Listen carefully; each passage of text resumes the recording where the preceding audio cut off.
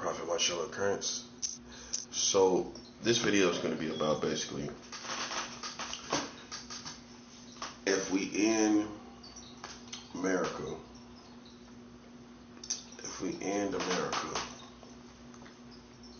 by spiritual means, or you could just say it like this: if America ends, that ends all this Freemasonry, this ends this secret society stuff. I mean, look at it for what it is. Basically, they just took over this country anyway. I mean, you might as well say culturally, on ground level, to a certain degree, they kind of basically took over the country anyway. Okay? They basically took over anyway. So if we end what they took over, then we end them. We end this country. It ends them. They're not gonna have no. They ain't gonna have nothing. They can go somewhere else, but it ain't gonna be like this. So most of the people that's here, we gonna end that. We gonna end that when all of this what we call America, these systems fall here. That's when we gonna end this. Okay, that's what we got. That's the objective we got. You know, we ain't lost our mind. We ain't running wild. Just like I was just thinking now, man, these people are alien to us, man. They alien. You know what I'm saying? It don't matter how much they try to fit in. It don't matter how much they try to have the same props and stuff we do. It ain't even the spiritual part. It ain't even the psychological part. It's just they just alien to us. And they soul, you know what I'm saying? They just alien. You know what I'm saying? Like, that's alien. You can, when you listen to me long enough, you can find something familiar in me. You probably got a cousin like me, or somebody that you met like me. You know what I'm saying? In certain ways, certain things, you know. Maybe I'm like your dad, you know what I'm saying, that don't play no games, and you know what I'm saying? But them, man, it's like it's alien. It's not anytime I interact with those people, it's just how they carry themselves and how they act and everything is just alien. And they should have just stayed away. If they already was a secret society, my thing is they should have just stayed away. They should have just stayed away. And that's that. They should have just stayed away. You know, but they didn't. You know, so the best way to beat this is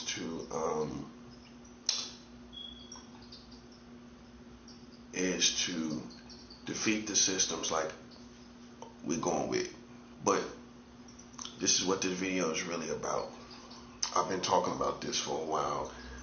Defeating the systems, and ultimately we'll defeat these people. But here's the last installment to the situation. When we beat these people, or beat America,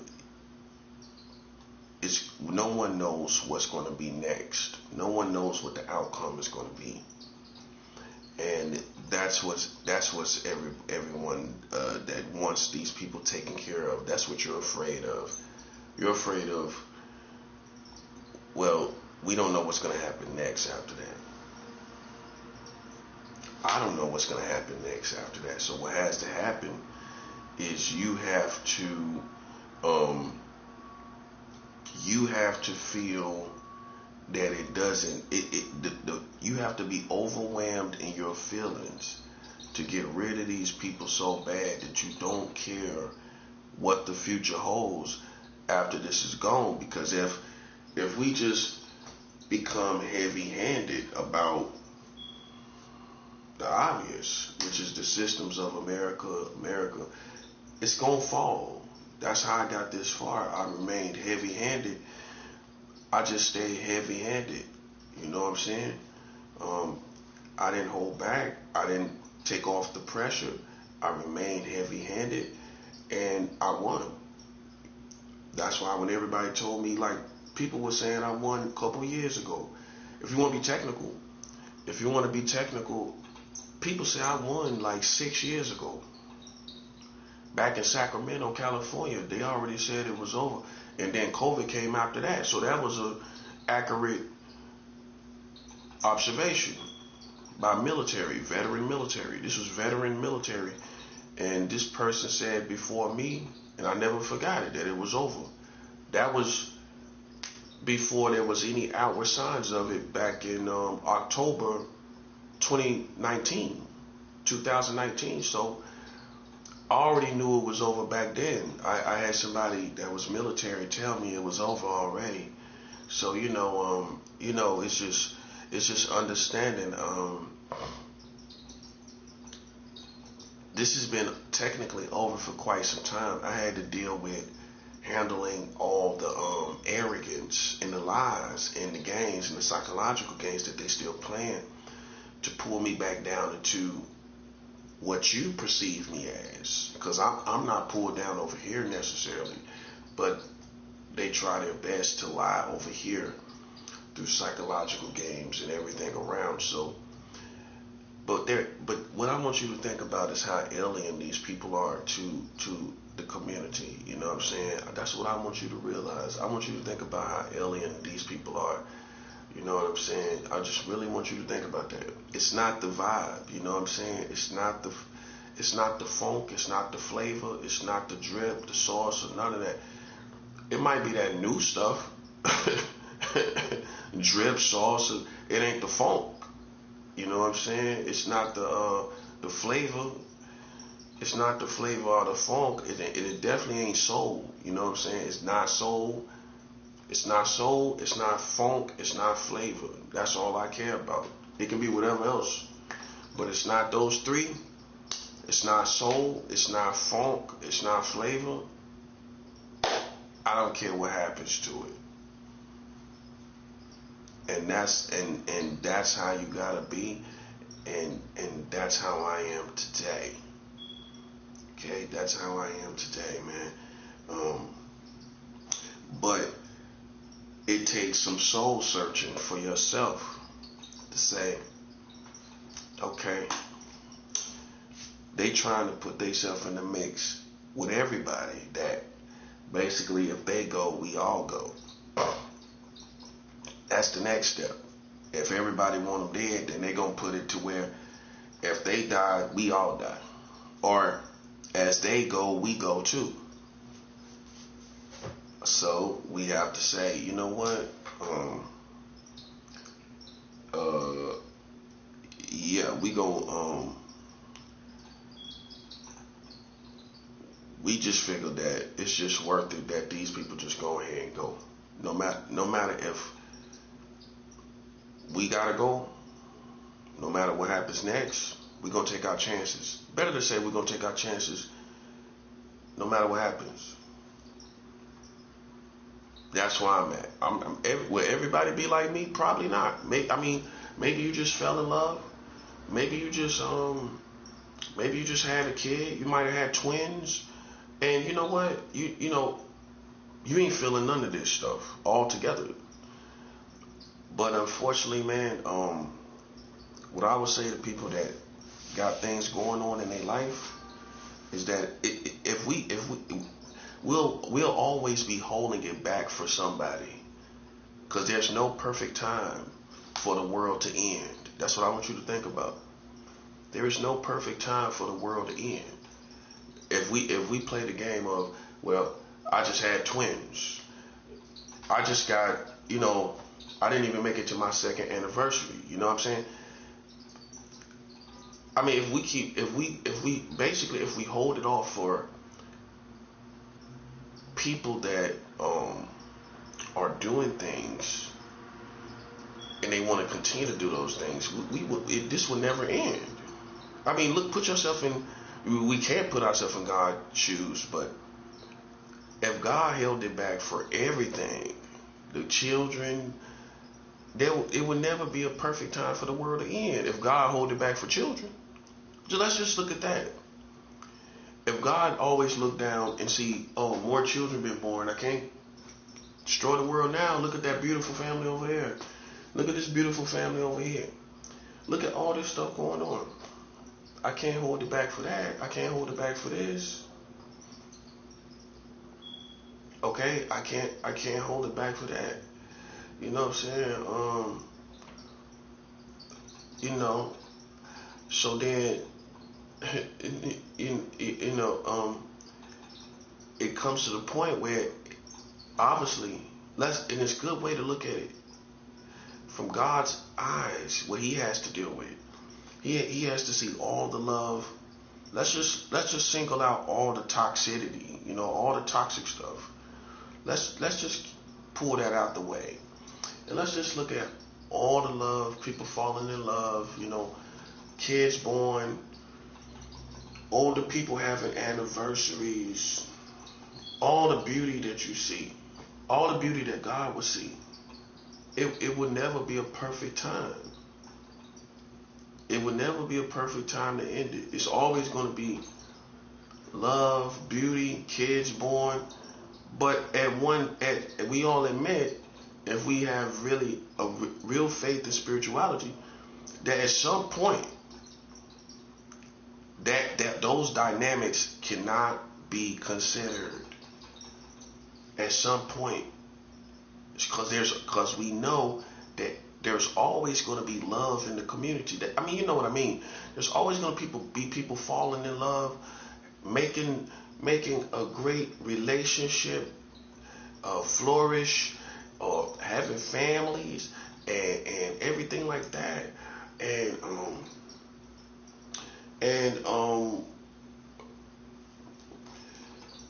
you know. So you know, when could we ever base it on humanity? No, we could never base it on. Well, now it's good. You know, nobody's having kids. There's no love in the world. Now it's good. Now we can go. There's never going to be a time like that. There's never going to be a time like that. There's always going to be love in the air. There's always going to be kids born. There's always going to be, you see what I mean? There's going to be always beauty and things going on. And for me to acknowledge it shows you I'm not hating on people that have it.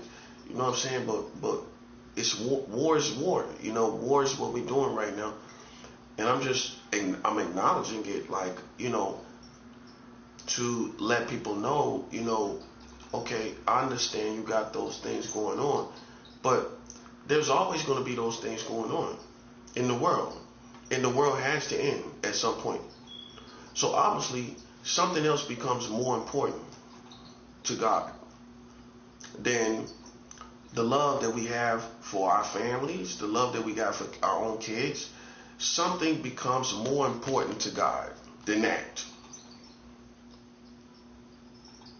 Let's just not think about the war at all that's going on, like with me, right? Let's not think about that at all.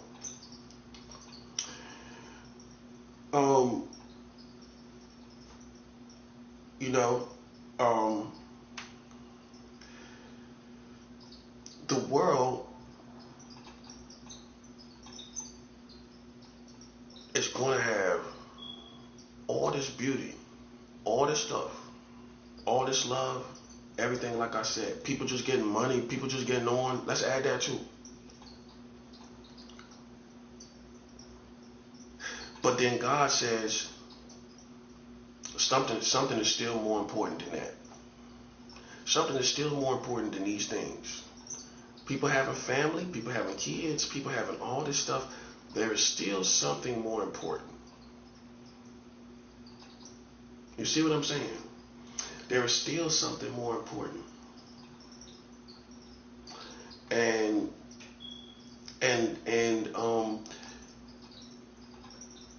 that's ultimately going to be what makes the decision. And so we have to figure out what that is. What is more important than the obvious things to us, to God? Obviously, the foundation is going to be people not obeying God, right? People not obeying God. People not doing what God wants them to do. The evil in the world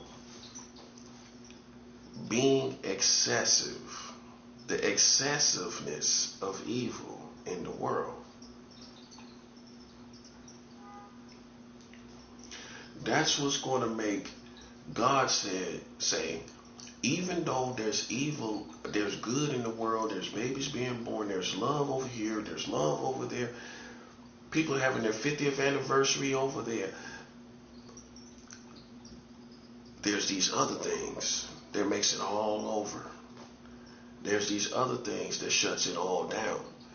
So that's why we have to give attention, especially as God's prophets. And we have to give attention to those things that shuts it all down, no matter what we got going on. No matter what we got going on, there's certain things that shut it all down.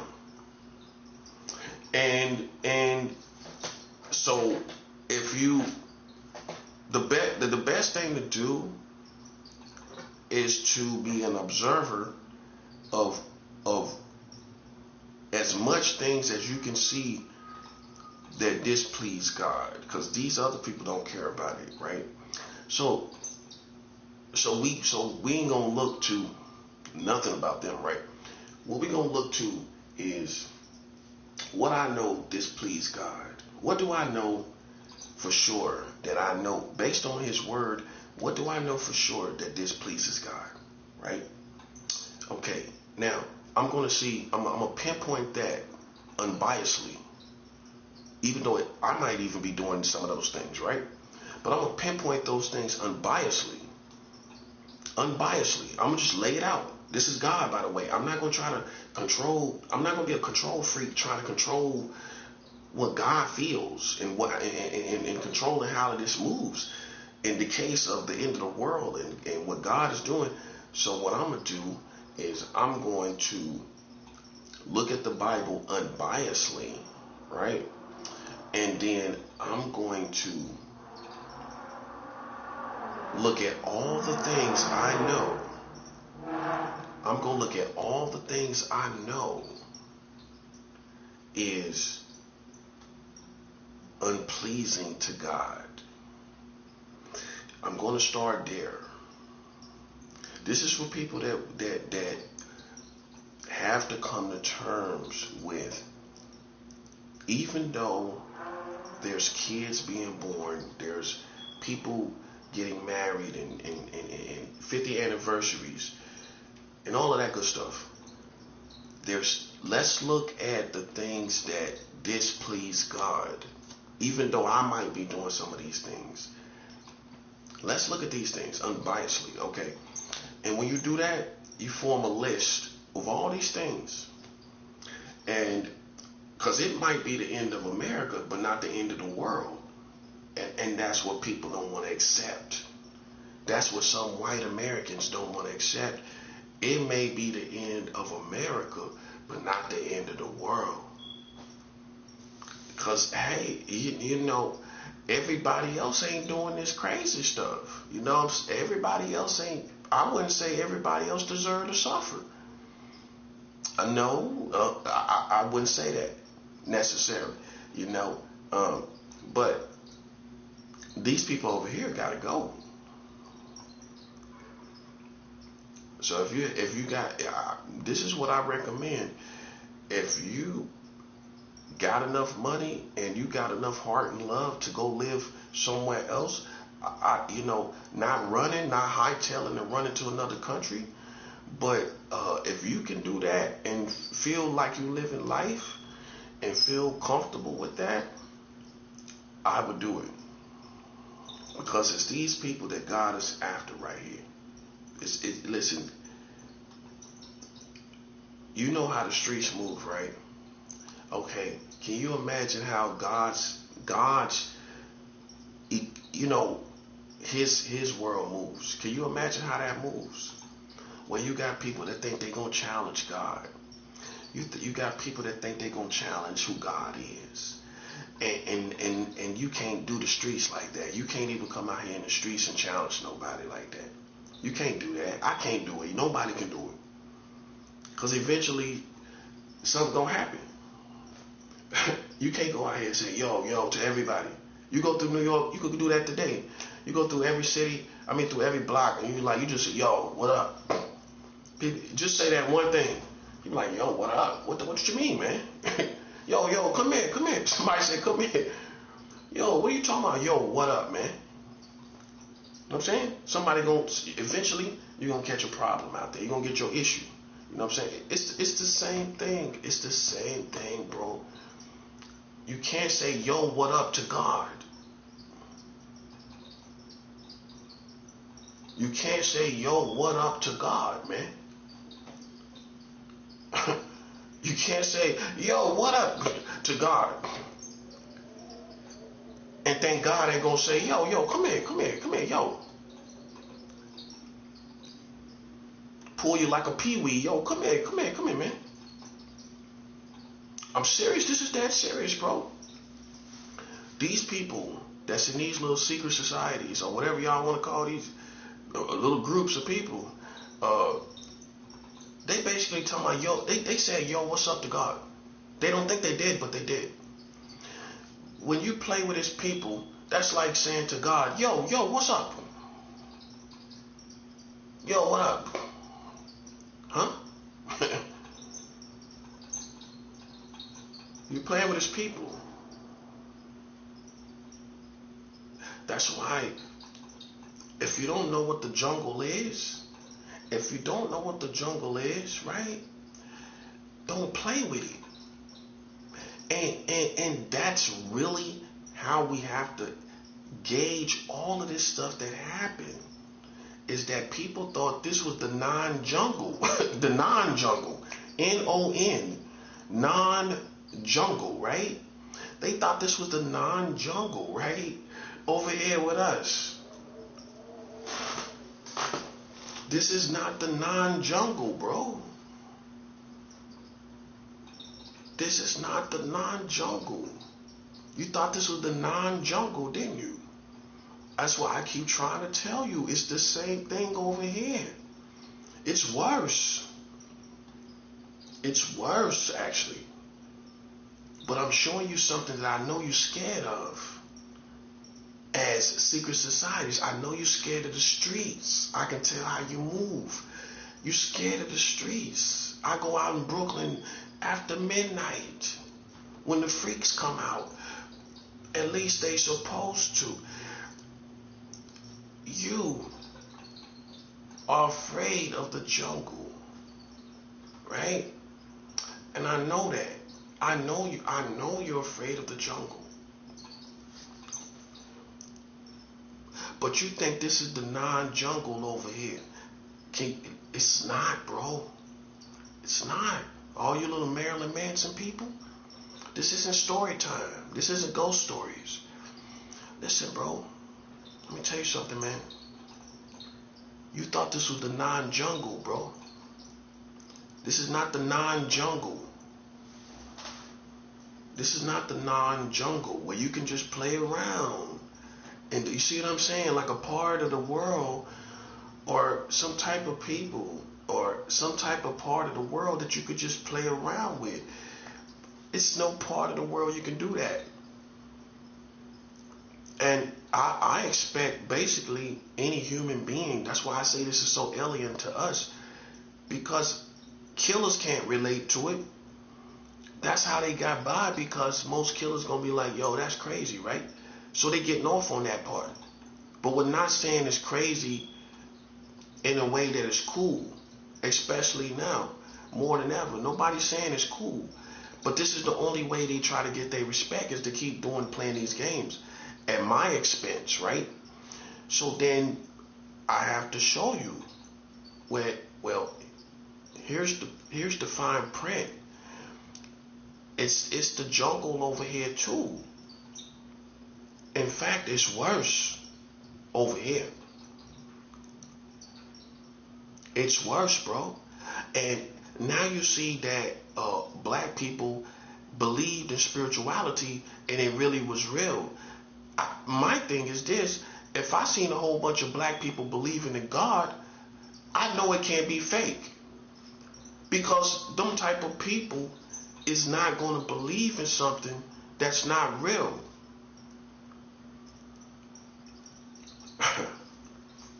I guess you don't understand.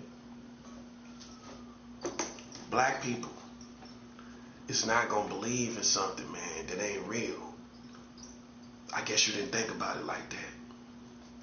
Black people ain't gonna sit up and believe in something that we don't really know. So I'm busy. You good? I'm busy. Making sure you safe, man. So yeah, it's God is not gonna have us doing, some people ain't gonna, most black people are not gonna just believe in something and there's no type of something more than just believing mentally. There's gonna be more. Okay? And I don't think that's what has been considered. This is what I thought. This is my original thought. If it's black people believing in something, it's got to be real at some point to me.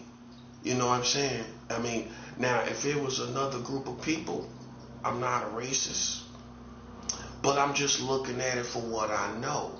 That black people that have intuition, you know what I'm saying?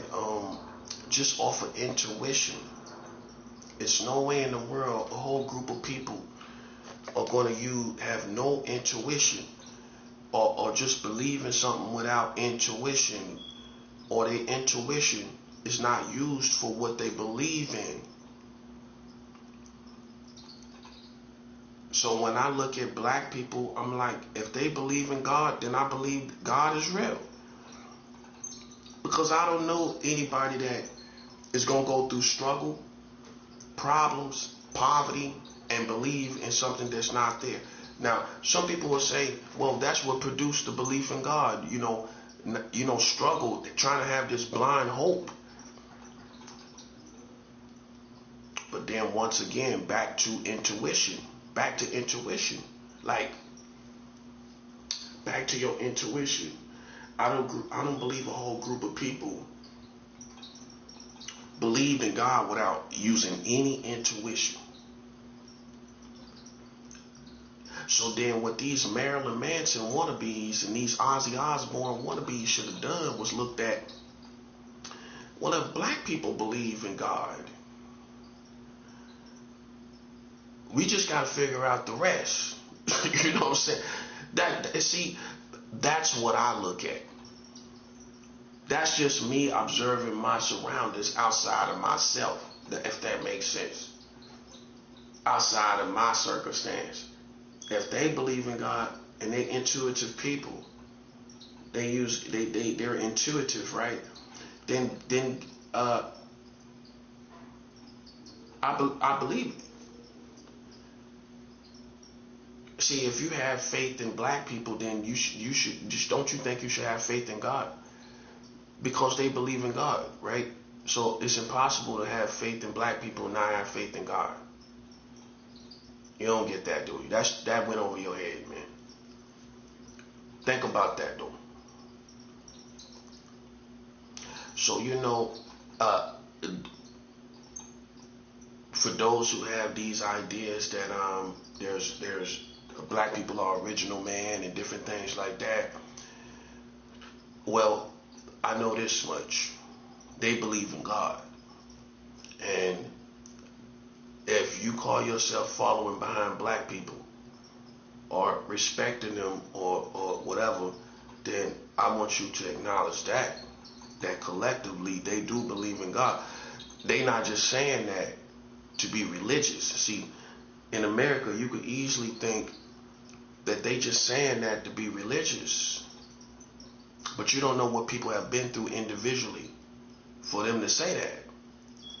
And see, that's just me just realizing, man, really living in the jungle for real.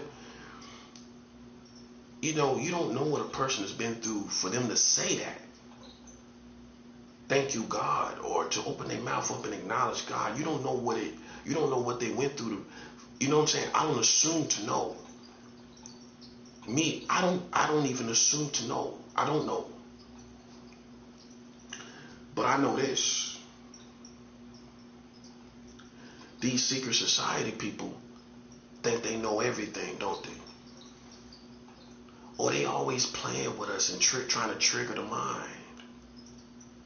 Like the dude that just came up here now, they trying to trigger the mind because they think they got something intellectually, physically, psychologically. And my whole thing is, I've made this clear over and over again. I've made this very clear. I have no problem with catching a body, buddy. No, I'm just being real. I'm just being real, bro. I'm just being transparent. I have no problem with catching a body, bro. Because I know I know you have no good intentions. When you knock on my door, I know no good intentions is coming from that. Why you talking about I'm good? No, I'm not good.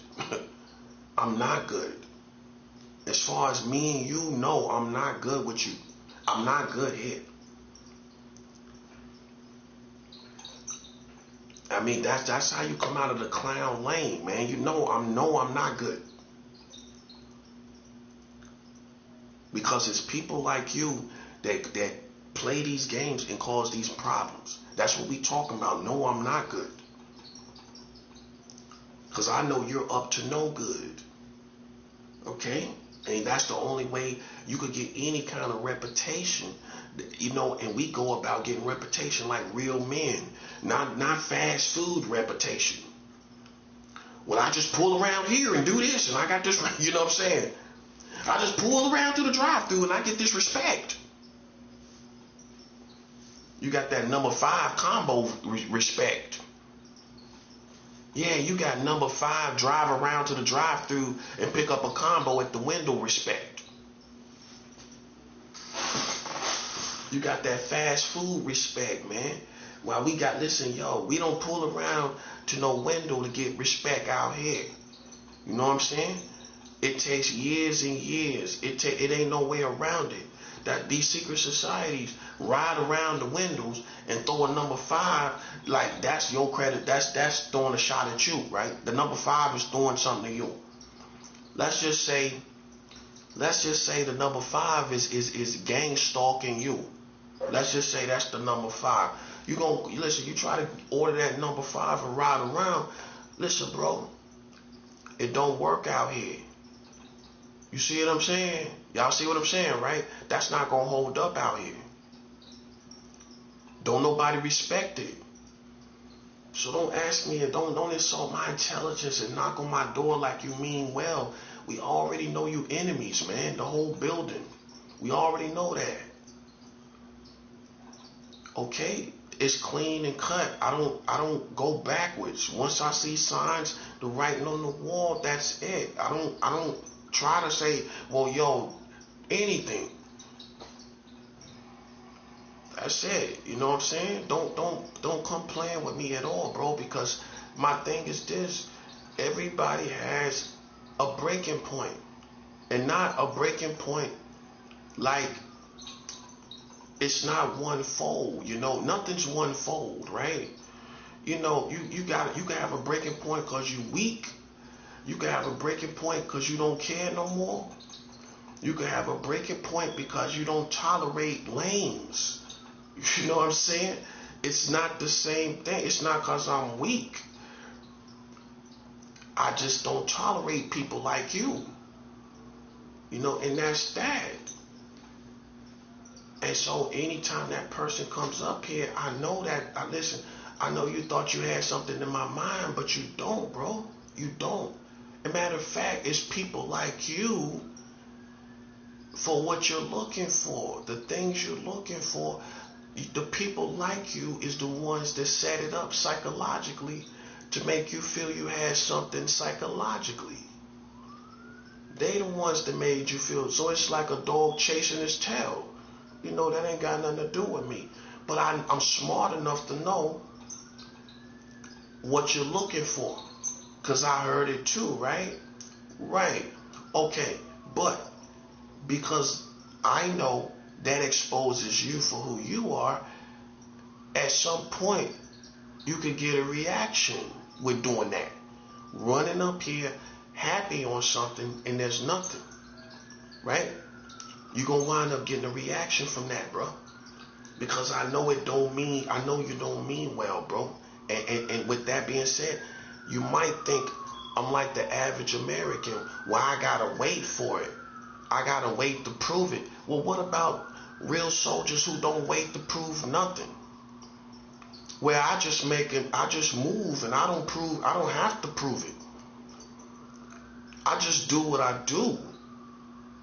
And I don't have to prove that you was this or you was that or you, I don't have to prove it. What about when what about when you turn up and you don't care about proving nothing?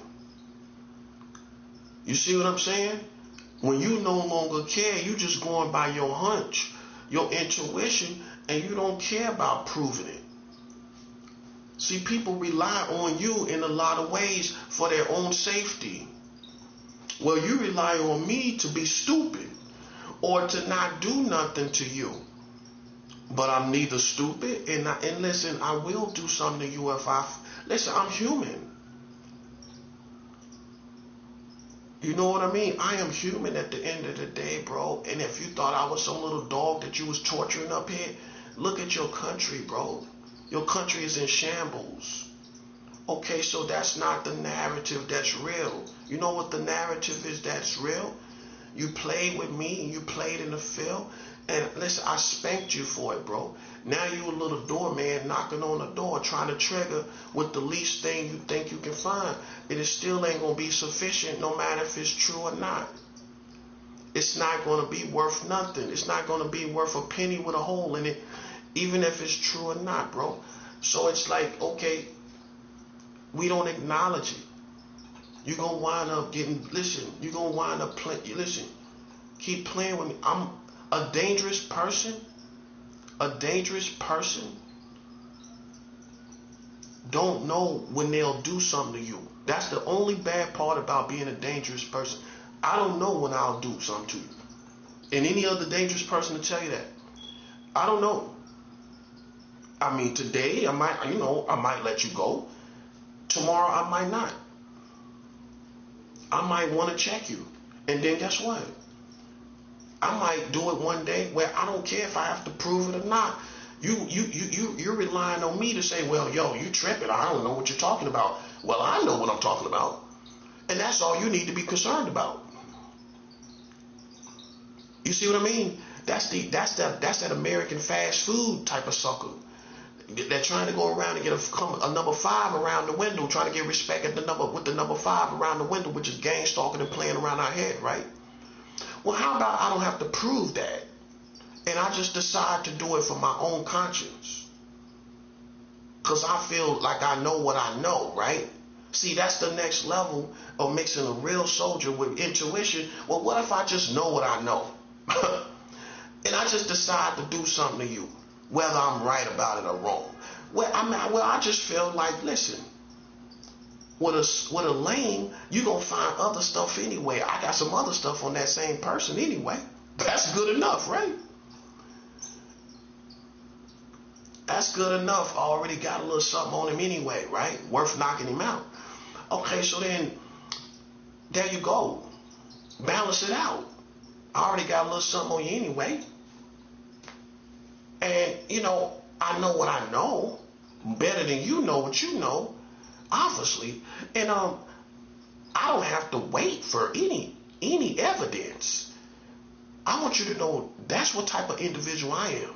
In 2026, if I want to do something to you, I'm not going to try to prove anything. I'm not going to ask you, yo, if I know, right? I'm not going to say, yo, anything.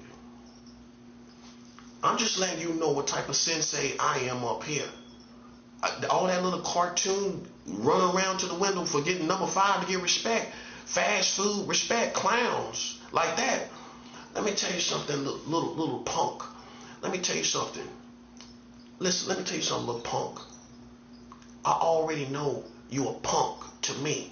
And I don't care about Hassa. I don't care about this building. I don't care nothing about these people. And that's the jungle. You understand?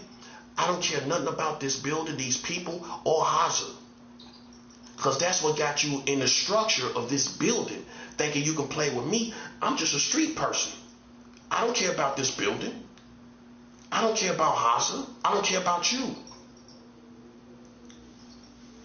And if you don't say that, see, a lame is gonna go along with a little program. He comes into a building, yeah, he can. Just cause you see me complying to stuff, right? Just cause you see me complying to stuff don't mean I won't take your life. It don't mean I won't kill you. Just cause you see me complying to something. In other words, man, you know, you got these lames that will comply to stuff and they just bow down to these people knowing what they're doing. I'm not that type of person. Once I know what you're doing, that changes this whole program. So then, once I line you up like that, now if I snap, you're going to feel me.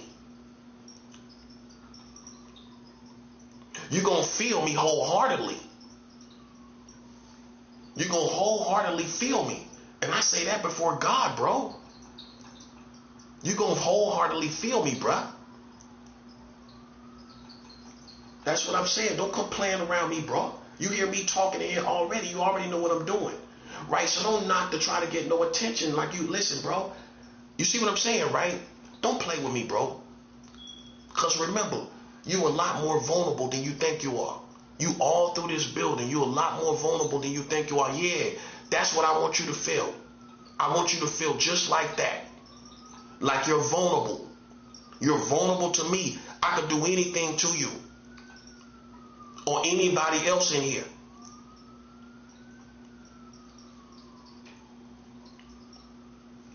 And listen, that's how I live my life. You should, how I see it, you shouldn't be playing with nobody anyway. That's real. That's all I'm saying, bro. That's all I'm saying. I'm not for the games. If you weren't playing games with me, listen, bro. Some dogs bite, some dogs don't. That's how I see it. I don't see it. In other words, I feel it's the proper reaction. You know, you either bite people or you don't. But if you deserve that bite, I don't feel it's bad. It's the proper reaction, man. And that's how you know I'm not slipping, bro. Don't come playing with me, man. I already know we enemies, man. So, and I don't play diva games. I don't have frenemies. Like, this is a reality show. Like, you can come play in my face and play in my lane. I don't have no reservations for you here. You don't have no reservations to play in my lane. Okay? Well, I was looking for reservations. I thought I had a reservation. I made reservations 5 days ago. Well, come see about your reservations. Come talk to the front desk about your reservations. I'm the front desk over here in the jungle. Come talk to the front desk in the jungle about your reservations if you think I'm playing. I don't have no patience, bro. I'm in 2026 and y'all lame niggas. You know what I'm saying? It's that simple. That's what I'm saying. They can't save you out there. All them sounding sirens and playing games, it's not working. We already know what you did and you deserve to die for it, and that's the verdict.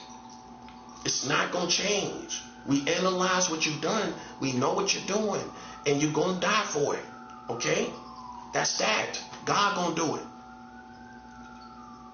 Okay, you don't got to believe in me. Believe in my weapons, buddy. That's all you got to believe in. I ain't telling you to believe in me wholeheartedly. Listen, I don't believe in nobody myself wholeheartedly. Listen, I just take proper precaution. That's all I'm asking. You don't got to believe in me through and through. You could think I'm a sucker.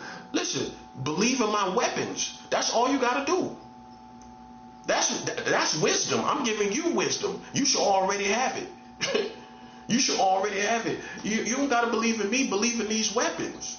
Which means you can't play too much. It's a gamble playing with somebody with weapons. If I ain't had no weapons, then, I don't know. I still wouldn't play with people. But you don't got to believe in me, buddy. Let me tell you something. You don't have to believe in me. Believe in these weapons I got. You feel me? Like, you don't got to believe in me. Believe in these weapons. Which means I don't know how far I can go when this person got these weapons. You know what I'm saying? I don't know how much I can think this person is a sucker, and he's sitting right here with weapons. You know what I mean? That's what he bought it for. He didn't buy it to cut up cabbage. He went and spent his last dollar on this stuff, right? Okay, to get weapons on the streets. He bought it on the streets while he was on the streets. Okay, so then I have to have belief in that, right? That tells me enough of what I need to know. Whether I doubt this person or not, I believe in that weapon, right? I believe in those weapons. That's what you believe in, buddy. You don't have to believe in me. Believe in my weapons. That's all you got to believe in. That's going to lead you right. That's all I'm saying. That's all I'm saying. There's no place, see, because I know how you lined me up. Like I'm some okie doke dude out of my mind. You know, no, bro, listen. I've been a married man. I haven't lost my mind. I've been a married man. I'm a loving person. I've had a child in the world.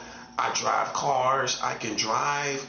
I'm just going through the list to show you how normal I am as a person. But at the same time, when it comes to me being a soldier, bro, I'm not haphazard about it. I'm not like you, halfway trying people on the job, right? Right. That's a haphazard type of soldier. I'm all the way in, bro. That's all that you know what all the way in means. I'm from the streets. Okay? I'm from the streets. I'm all the way in, bro. That's what I'm saying. And ain't nobody out here can take that, because I'm going to go by principle with every person as I meet them. They not going to change that. That's like somebody being locked up down south in prison. If you transport him to New York, he ain't going to change his tune.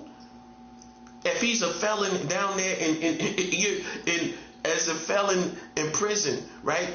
And he comes, and for whatever reason, he gets transported to New York. You think he's going to change his tune because he's up here? He's the same dude. It applies to everyone. That's how you got to look at it. When you start doubting people, all you got to do is look at the prison system. It don't matter who come in there, that prison, or if he go to another prison, away from another state. He could go to New York, a prison up here. He going to have the same principles. It ain't going to change nothing, man. That's what I'm trying to show you. Because people think they can change things or change people.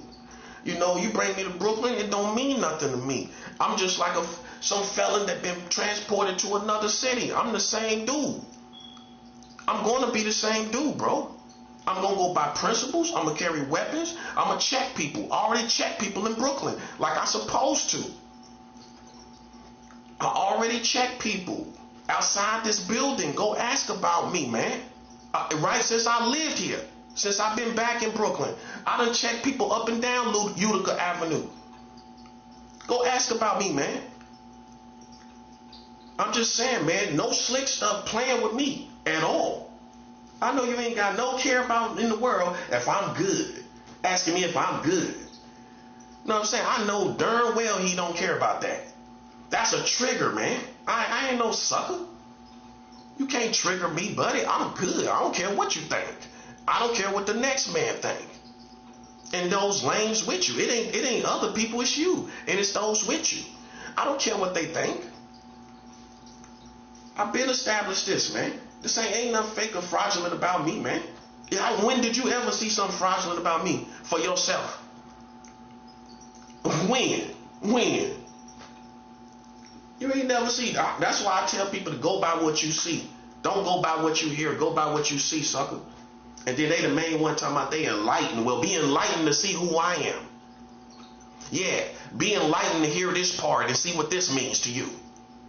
Yeah, be enlightened to hear this. Because I'm definitely not playing with you. I don't want you in my space. I don't want you around me. You can't manipulate this lane building and your lane position in this building to play with a grown man like me. And that's what you thought you had on your hands. Like I said, it's a little crazy, a little out of his mind, little dude. You know what I mean? That kind of dude. And I'm more intellectual than all these people. Ain't no way you could think that about me. I just, listen, man.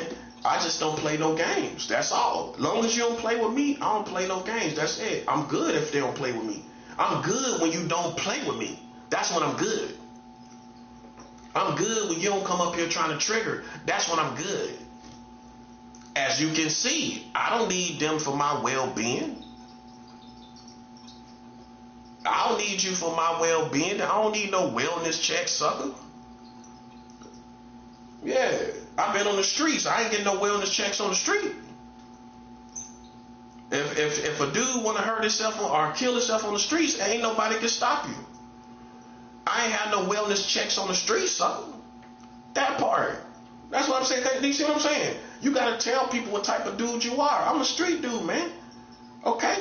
I don't need no wellness check. I come from the streets. How I need a wellness check, bruh? Once I got food and a place to live. Make it make sense. Now, if you're going around in a van doing wellness checks to people on the streets, that's what you need to be doing, sucker. You need to get in the van and do wellness checks to these people on the streets.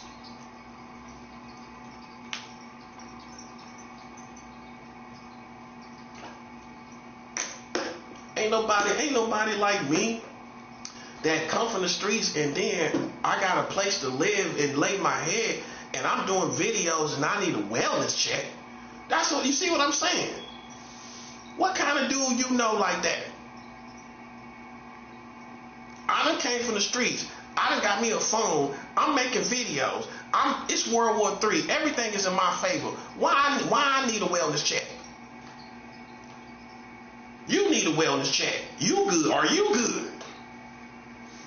Come knock on your door. Come knock on your window. Are you good? Because we winning. We winning. Are you good? Are y'all, is Freemasons good? Because we winning. Or is Illuminati good? Because we winning. Okay, are you good? Do you need a wellness check? You insult my intelligence. You want me to look like a loose cannon on the video. I don't need no wellness check, sucker. I never did. I never relied on it and don't rely on it now. You know what I'm saying? All they trying to do is make you out to look like a loose cannon or somebody that's crazy. You know what I'm saying? At the bottom, but the bottom line is we win it and it's World War III and it's almost over for you. And like I said, for all these people, this is what I'm saying. This is the type of individuals we talking about. We want to flush them people down the toilet, man. Like a turd, bruh. We want to flush them down the toilet. We tired of them. It's not that we weak. We're intolerant of these people. Okay? We don't care what they stand for. It's time for it to be over, man. And that gives you a perfect example. This person coming to my door trying to trigger on me, you know what I'm saying, thinking he has something, but he don't. You ain't gonna never have that whack stuff that you think you got on me. You ain't gonna never see me succumb to being a pedophile or think about somebody's children. You know, that's a person that want to take your beauty because they know you're beautiful, man. You know what I'm saying? People know you're beautiful. That's all it is, man. See, but I'm smart enough to know that. That's why you can trust I'm in my right mind, because I already know what it is. Listen, they just ain't used to the best from the streets. That's all it is. You listen to a rapper, you think that's the streets. No disrespect. Some people are from the streets that rap, but they ain't cutting edge on what the streets is anymore. You know what I'm saying? No, they're not. No, they're not. No, you're not, buddy. I know the streets right now if I hear it. You know what I'm saying? You don't. You know what I'm saying? You listen to these other people, they gonna have you listen. They gonna have you hanging, bruh. That's what I'm saying. They gonna have you dead, playing with me. You listen to them if you want to, and none of them know me personally. You know, that's all I'm saying. Okay, and so far they've been wrong with everything that they've said. So they don't even have no credibility on what they talking about. Everything they said about me, they've been wrong about it, right? Okay, so who in the world, who in their right mind gonna go by it? Who in their right mind gonna go by anything they talking about right now, today? You know what I mean? Nobody. Nobody's going by that, man. I'm a beautiful individual, man. But I'm also a beautiful soldier, too. I'm a beautiful soldier. I'm a beautiful street soldier, too. Oh, yeah, I got my glory. And I give it to God. You know what I'm saying? He made me a beautiful soldier. He made me a soldier. I'm a beautiful soldier, bro. I don't play no games. I throw my weight around if I got to. That's right. That's right. That's right. Cause I'm not gonna be played with, bro. That's all I'm saying. You know what I'm saying? It ain't nothing more, nothing less. You know what I'm saying? You ain't got me in no prison camp. You ain't got me locked up, buddy. Yeah, you listen, you live in a fantasy world, buddy. I'm here by choice. And we know that, don't we? I can leave anytime I want. Okay, so act like that. And I know where you at all times. Act like you know that too. Okay, act like you know that too. That's all I'm saying. That's what I don't have no relationship with these folks. You know what I'm saying? I'm from North Carolina. I don't have no relationship with these folks, man. Okay, don't try to size me up at all. Listen to what I'm telling you now. That's what make you a lame. You're going back to something else. That's how you get smacked in the face right there. Cause you think about other stuff. Think about what I'm saying to you right now. That's why if somebody was in front of you, a real one was in front of you, you think about other stuff and talking about whatever. This dude is right in front of you saying what he's saying, man. Pay attention to that. That's why we know you a lame, bro. You don't come from my world, man. And that's why you shouldn't be in my world. That's why I don't have no problem with checking people like you. Because how I see it is if you so much of a cornball or a lame or whatever you are, then why you over here? That's my whole logic. And people make you out to be the bully. Nah, man. Why is he over here then? We know he that don't mean no good. Okay, so then why you over here? I don't care what you stand for. I don't care about the police. I don't care about this building, man. Get it through your head, man. You can't control somebody like me. I'm too real for that. I already know what it is. Okay? Just be glad that I'm not spazzing on nobody. Just be glad I got self-control. Where I don't feel like I got to prove something to some of these people in here.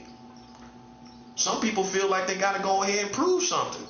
I mean, you know, it's depending on who you're talking to. Like I like to say, some people feel like enough done happened, they need to go ahead and prove something to somebody. I mean, you know, but that's not to the forefront of my mind. You know what I'm saying? Today I wake up, I'm not looking to prove anything, you know, and show people, listen, what I could do to you and make a point and make an example out of somebody. Some people do. Some people right now in the prison system making examples out of people. You know what I'm saying? Right now. Early this morning. You ain't dealing. You listen, bro. Listen. I don't know where you get your information, but I do know where you get your information. Listen, man. Stop listening to them dumb Freemasons. Stop listening to them Illuminati members, man. That's why y'all in this situation right now. That's why we gonna get rid of all of this. And ain't nothing y'all can do about it. Ain't nothing you can do about it, man. And we don't care about how you feel. I'm not trying to be your friend. I don't care about friends. Friends is why we in situations we in right now. On both sides. I don't deal with friends. I don't care about them. I care about God. I don't care about friends. That's what I'm saying. You can think whatever you want. I know for the real, that's real like me, this is helping you. This is helping you, man, because you need to know exactly how to move right now, like today, in front of these lanes. No, don't waste no time, you know, talking to them, trying to, you know, don't let them people even think they can play with you, man.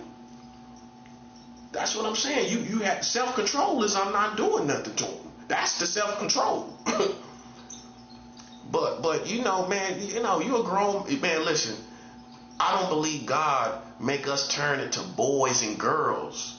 You a grown man. You supposed to exist as a man among these homosexuals that ain't got no manhood. And that's really what it is. Now, if you do got adulthood as a homosexual, that's you. But these boys over here don't. Okay, that's all I see. So I can't look to you for me to form my opinion. I'm going to form my opinion based on what I see. Most of these homosexuals ain't got no manhood. That's why they can do the things they do. You playing with fully grown lions, buddy. Fully grown tigers and lions. I'm fully grown. You halfway grown, ain't you? You a halfway grown lion. You a halfway grown tiger, ain't you?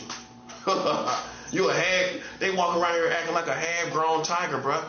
Listen, man, I'm a fully grown animal, man. I'll pounce on you, bruh. I'll leap on you. Listen, man. Listen, bro. I'm gonna tell you, man. Listen. Wherever you got your information, buddy, I think you better listen. I think you better discard that information. You better discard. You know how you discard a post on the internet? I know you know about that. That's where you're used to hearing it, ain't you? You need to discard the information, little buddy, that you heard. That's what you need to do. Discard the information. Because if you try me, listen, if you want to try me after this, man, I'm always available. I'll give you exactly what you want. If you think it's a game. Because listen, it's only one way to be. It's only one way to be. It's real and a grown man. That's for me. Okay? I don't show out for cameras. I checked you already off the cameras. And you know that. That's what I'm saying. I done checked people in it. Come on, man. We already know this, man. I already done checked people, man, off the camera. So you can't say I'm trying to show out for the camera. I done checked person off the camera. You know what I'm saying? You trying to get me caught up in a prison jail program. I can walk out of this. I don't have to be here. I already won my war. I can go down south right now. I can go down south already. Because it's over. You know, it's already on and popping, man. This is overtime. I'm doing overtime. I can go down south right now. God wouldn't have no problem with it. I'm putting in overtime, sucker. We already won. Won't y'all tell them that? Because they ain't registered. They ain't registering these suckers. We already won. You know what I'm saying? This overtime. This overtime. So, yeah. So, this is how it is, man. In order to defeat that, in order to defeat those type of people, we have to let the system shut down. That's what has to happen. The systems have to shut down, bro. You know, and it's no easy way. It's no easy way, man, for this to go any other way. It's no easy way. It's no easy way for this to go any other way. It's what it is. It's how it is. They caused it, and they're not gonna change it. Trying to put that weak pressure on us, man. That's not gonna change it. It's not. It's not gonna change it, man. So you know, for them to play around me, all I'm gonna do is wind up taking one of them. That's it. That's all that's gonna happen. I can tell you exactly how it's gonna go. I wind up taking one of them, and it's still gonna be shut down and all of that. It's still gonna get shut down the same way. You see how it's gonna go? That's the only way it's gonna go. That's the only way it's gonna go, bro.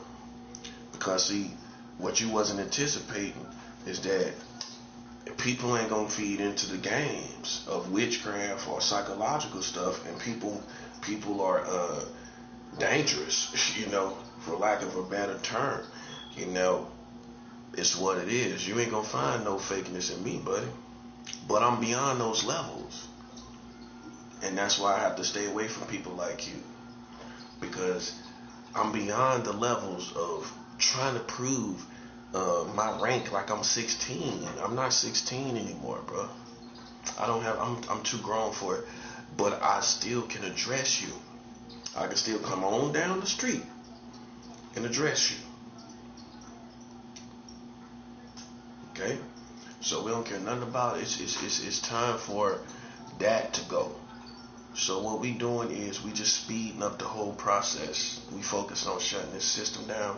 We focus on these wars escalating and everything like that. I got plenty offerings out there in the world, and so everything's going good. They in trouble, I'm not. And that's that. I don't share trouble. You in trouble, I'm not. It's not me and you in trouble. No. Because the top is going to sympathize. Everybody going to sympathize with my position. And if not, hey, I still got God with me. So I don't have the trouble you have today. I have God with me today. Okay? You came out here. That's your karma. You don't got to see nothing about me. You in trouble? I'm not. That's all you got to know. Okay? That's it. There ain't no need for you to come try to see me, because you are just an individual to me. I don't care what you represent. I mean, that's how somebody that moves in the jungle is going to see it. You just another person out here. That's it. All you are is another person. That's all. So I don't care about brands. I don't care about lanes or nothing. I'm going to break it down to principles. Okay? Because I know how black people are. I know how people like you are. You're part of the culture.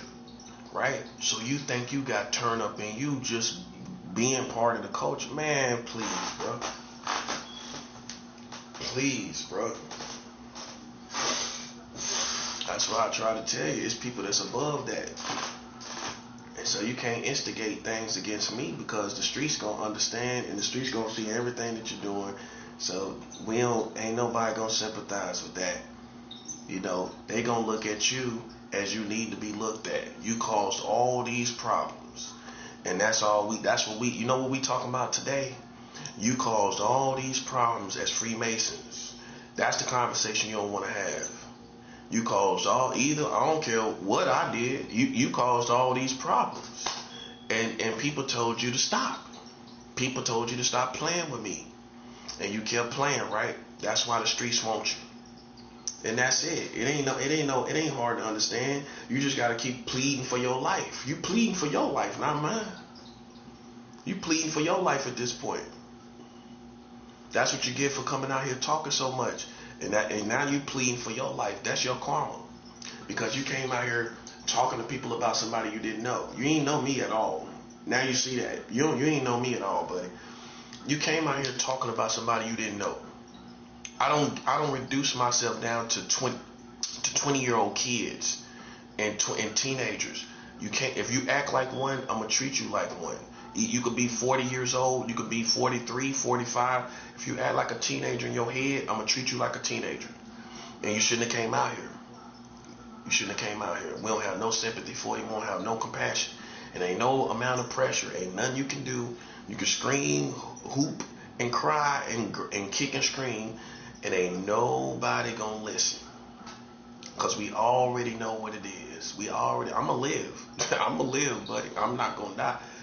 You are in trouble with your own country for all that you did around America. And ain't no amount of money gonna stop God from destroying you. It's what's gonna happen. What I'm trying to get conveyed through this video is not the lames. We done talking to the lames, right? That's done in 2025. We just clear the air. That's what we do. Like air freshener. Consider this like air freshener, right? Okay. From all the funky people around here. This is like air freshener.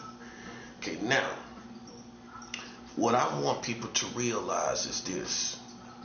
There's always going to be these times and places where there's things you want to do in your life. Things you want to get done in your life, right? Things you want to see done in your life.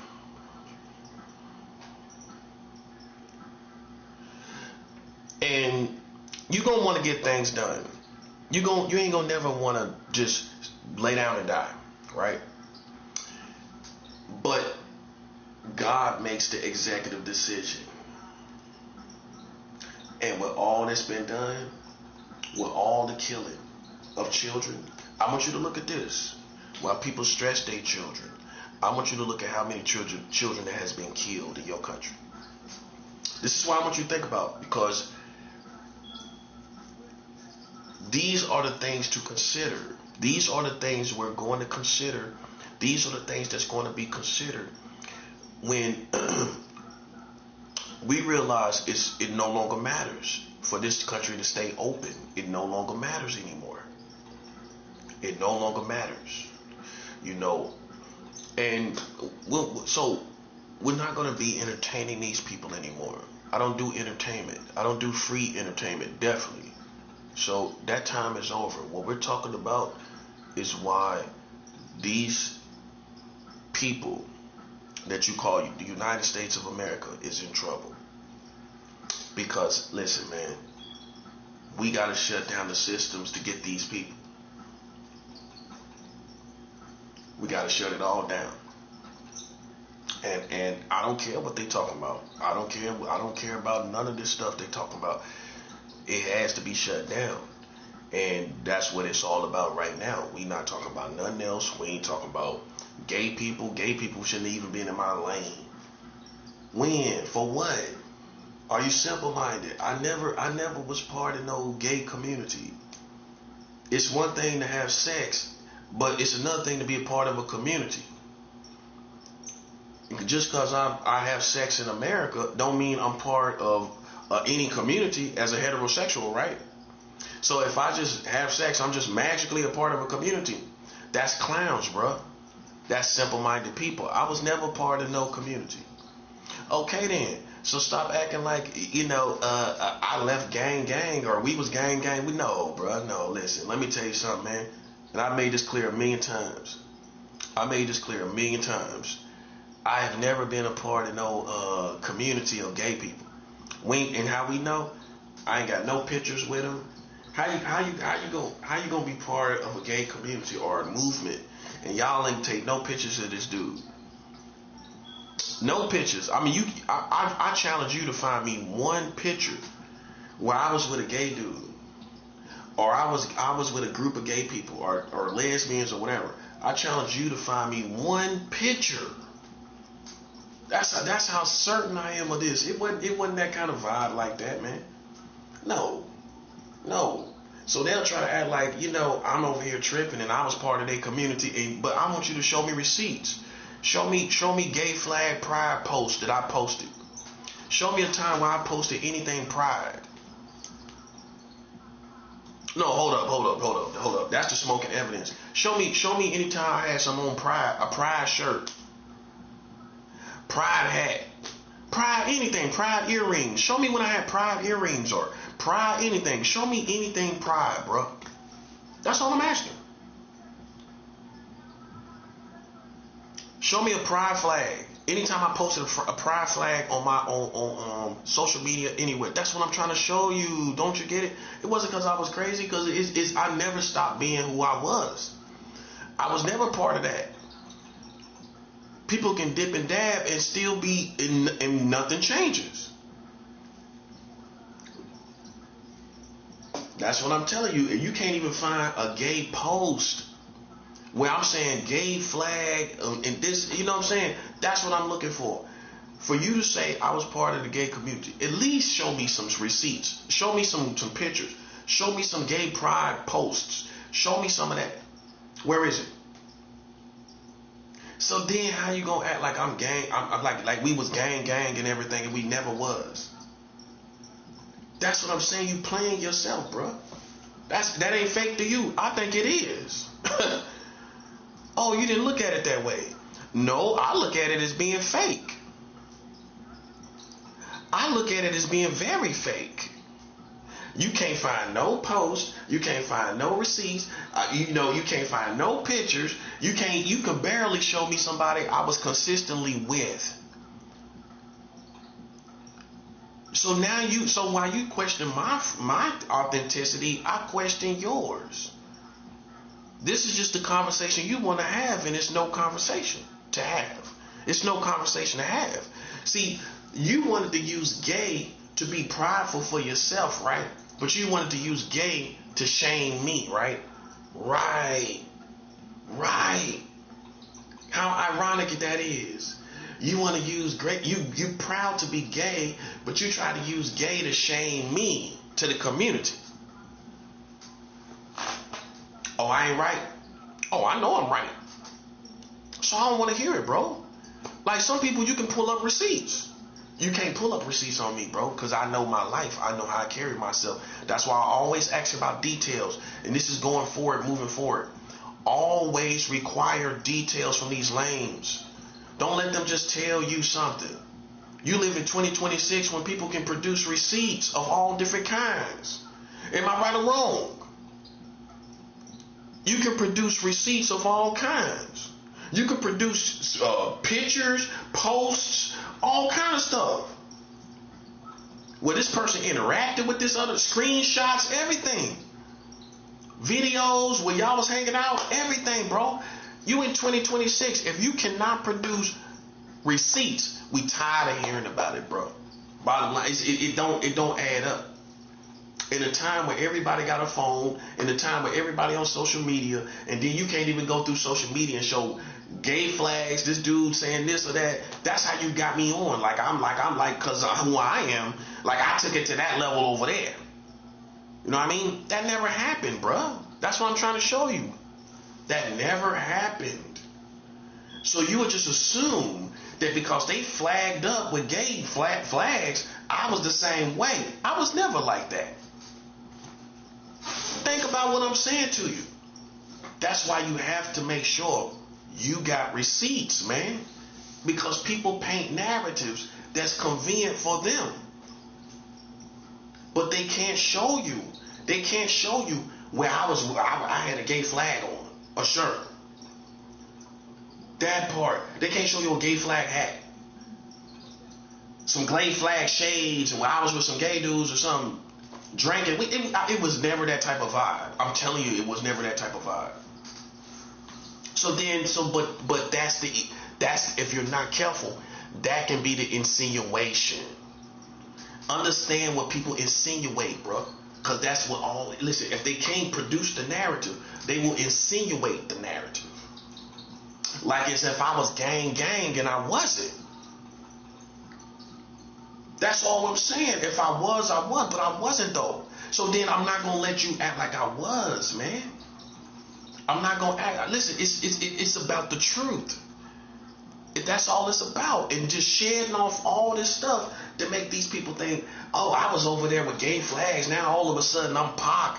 And it was never like I was with them. And then they can't even tell you that I was with them for 10 years flat. If you wasn't with gay people for 10 years, how you gay? Show me 10 years I was consistently with gay community or having sex with a gay man. You can't show me a consistent 10 years, can you?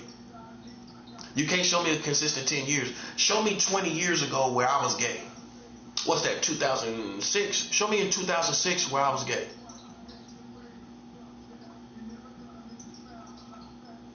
Show me where you see me 15 years ago gay. It didn't exist. I wasn't with no one. That's what I'm trying to show you. They gon' also insinuate I live my whole life gay. See, you will walk away thinking this stuff.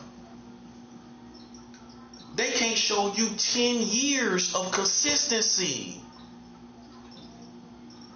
Okay then, so that's where we are, right? We're at, there was never even past 10 years of me being with, you seeing anything on me.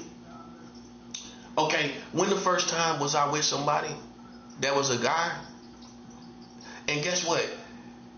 I could have got him locked up for touching me without consent. When did that happen? You supposed to know. You supposed to know. You supposed to have a whole portfolio the way your big mouth is moving. You supposed to know when it all started. When did it all start? With your big lips. When did it all start? It was 2016, right? Okay, it's 10 years later. That wasn't even a solid 10 years. I haven't been with a guy in over 2 years. So that didn't even last 10 years. So we got that right. It did not last a consistent 10 years. Keep in mind, I had 2 women relationships within the past 10 years. Add 2 women in there too. With me being faithful to just a woman. Add me being faithful to 2 different women in the past 10 years in this little whatever was going on, what I was doing. You see how inconsistent that is with the way they acting like I was. That's what I'm trying to show you. 2 women relationships, fully grown, real women. Add that in the past 10 years since 2016. There was nothing consistent. So, but you're acting like I was gang, bro. And I wasn't even consistently with. No, I can show you plenty gay dudes that's been with gay people for 20, 15 years. 10 years. 10 years can go by quick. From 24 to 34. You was pride 10 years ago, 24 years old. You 34. You can show me 10 solid years of consistency. They can't do that with me. That's what I'm talking about. That's what I expect you to do. Okay, you're 34 years old. You can show me 44. 10 years of consistency. Where's the 10 years of consistency when I was with 2 different women during the past 10 years? That's all I'm asking. So what I'm saying is paint the right narratives. It wasn't like it was what you see. Basically, this is what happened. You heard all the bad politics about me. First of all, as gay people, and you were instrumental with spreading this information that you didn't know about me, right? Let's add that part too. The whole time I was over there, you were spreading information, wasn't you? Okay, let's add that funk into the air. You was spreading the information the whole time. I realize it now. At first I didn't realize it. You was spreading information the whole time. Okay, boom, let's add that.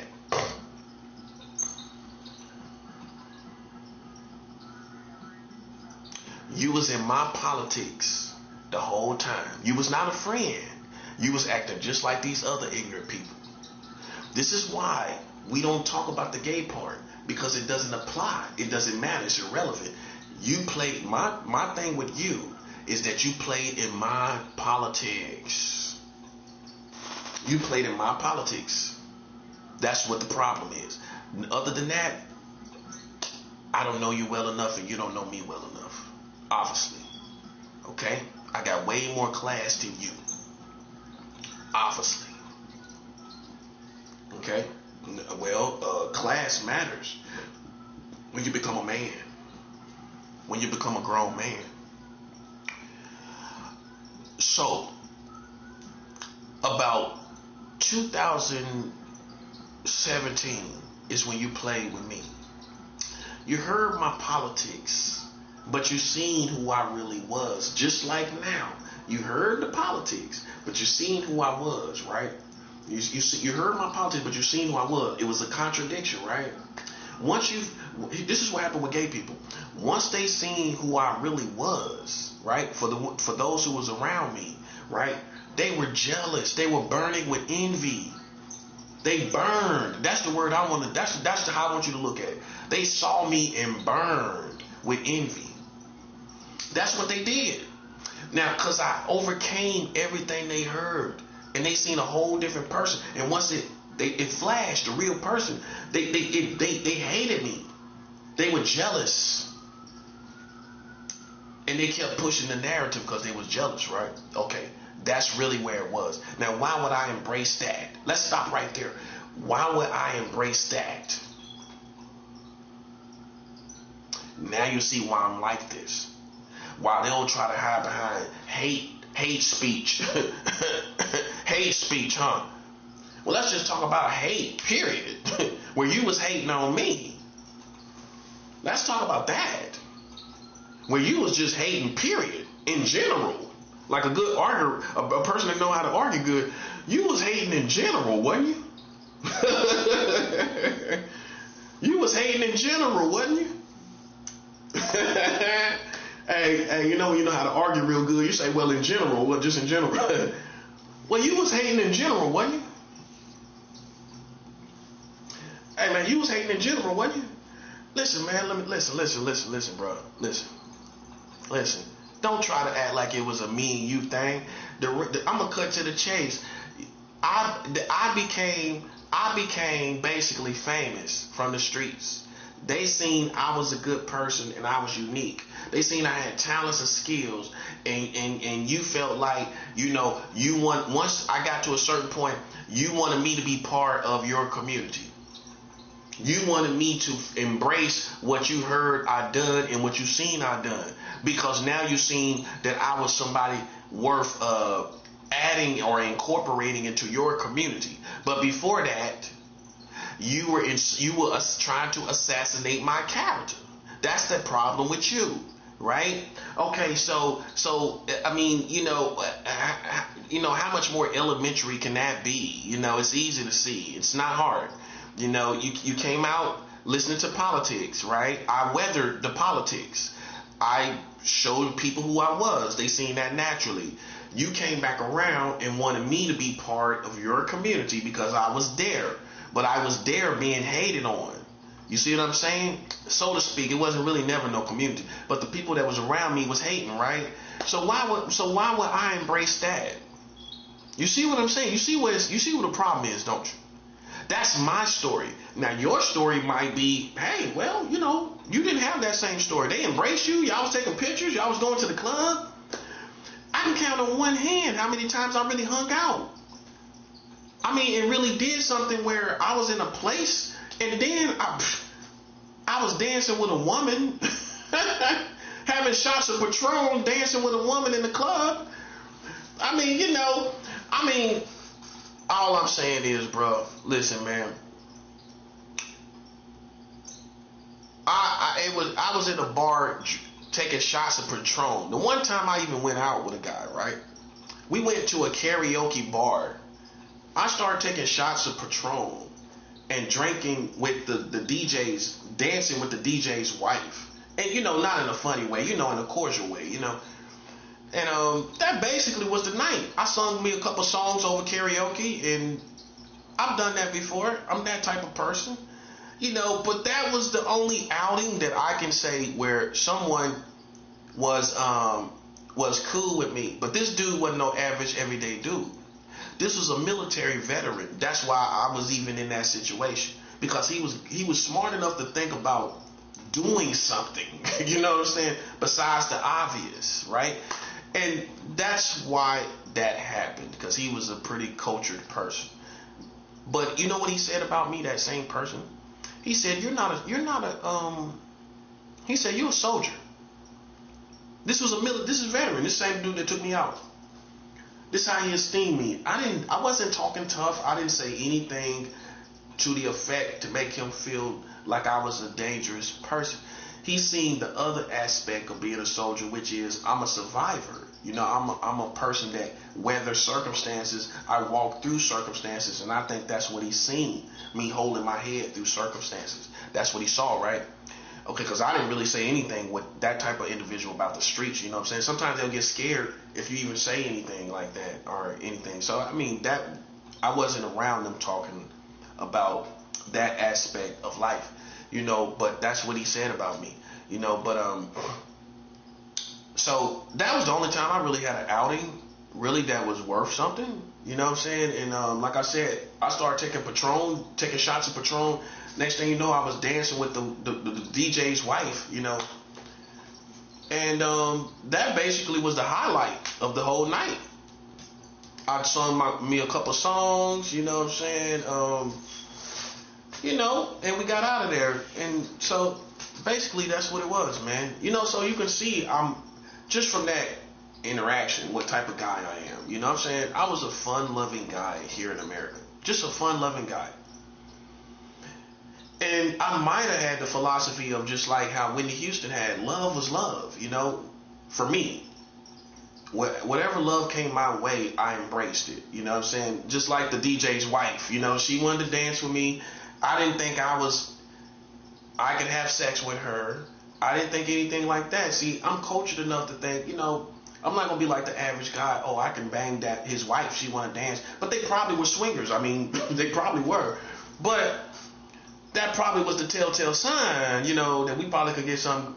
But, I don't know, man. Like, I let people tell me a little more about themselves before I insinuate that. I don't cross those boundaries. Because sometimes if you cross a boundary like that, you lose friends. So you would have to insinuate that to me before I would insinuate it to you. Because then people like, well, he think we swingers. They think we're not. We're just having a good time. So you got to be cultured enough to understand, to be wise. You know what I'm saying? Okay, you walked away from that. You didn't assume anything. You just danced with the guy's wife. You left it at that. I didn't push up on her, didn't try to touch her or anything inappropriately. I probably could have, but he probably would have said something like, "Oh, you get a little touchy." He might have said something like that, but I remain respectful, man. That's just the type of person I am. I only do what people want to do. All I'm trying to show you is in every situation, in all these situations, more has been insinuated than what really happened. Or some stuff never happened that was insinuated. So that's my situation. And until that's made right, put yourself in my shoes. What would you do? Okay, yeah, let's talk about that. What would you do? Somebody's talking about your credibility all over the country. But you see, they ain't even really got no receipts, right? They really lacking when it comes to receipts. And it's like, okay, they lacking when it comes to receipts. They don't see you contradicting themselves, but they steady talking though. That's not a normal person, man. That's not normal. If I see you, let's just say back to that club, that bar I went to, where I did karaoke, that karaoke bar. Okay, let's say somebody said something about you in that bar, right? But I don't see, let's just say I start going there every weekend, but I don't see you contradict yourself. You seem to be a pretty cool dude. You know what I'm saying? You seem to be laid back, and but these people are pushing this certain narrative about you over and over again, for whatever reason. Me, myself, listen, I don't see what they're talking about, which I know that's what people say about me. I don't see what they're talking about, and what I don't choose to think anything other than what I see in front of me. That's what I'm going to go by. That's my golden rule. I'm not going to go, especially now, through all I've been through. I'm not going by anything that anyone tells me. I'm going to look like from where I come from in the South, we say we form our own opinion. We form our own opinion outside of what we've been told, right? So I form my own opinion. That's how I've been raised. Form your own opinion. You see, besides what somebody's telling you, I've done this through life all the time. I form my own opinion. People gonna tell you all kinds of stuff, and I form my own opinion. I'm saying, well, this is what I see. This is what I'm seeing going on. This is, what I'm saying, this person mind their business. You know what I'm saying? They like women. They might have dipped and dabbed in different things. That's part of life.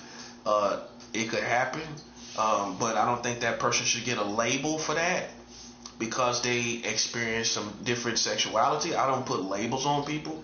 I walk away thinking a certain way with how that person really is living their life and how they want me and how they choose to be perceived, because that's their business.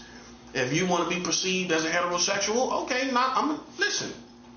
That's how you want to be perceived. We have to look at that too. Okay, if this person wants to be perceived as a heterosexual, even if they live in a double life, who am I to point out like a jerk that they're doing something else? Who am I to do that? If he wants to be perceived as just liking women to the public for whatever reason, I don't know what the reason is, but if that's how he wants to be perceived, who am I to go point out this other stuff? Like, let's say if we was at the bar, if this guy wants to be perceived as a heterosexual, but I see him with a couple dudes, I'm gonna stick to what you're saying. If that's what you want to be perceived as, yeah, he like women. That's what I'm gonna tell everyone. If me and somebody else start talking, oh well, what about that guy? Oh, he's a heterosexual. But I just seen him with the other guys. Well, he told me he a heterosexual. I don't know what he doing with them dudes. I don't know what he doing. See how you play it safe? You see how you can do it when you know how you see how you're supposed to do it when you play it safe? Now, in another scenario, I could be talking with that guy and just assume a little too much, and he might not even be doing nothing with him. Let's just say he's having drinks with him. I don't know what's going on. He tells me he's heterosexual. I see him with guys, right? But then when someone else talks to me, I say, yeah, I seen him with dudes too. I think he's gay.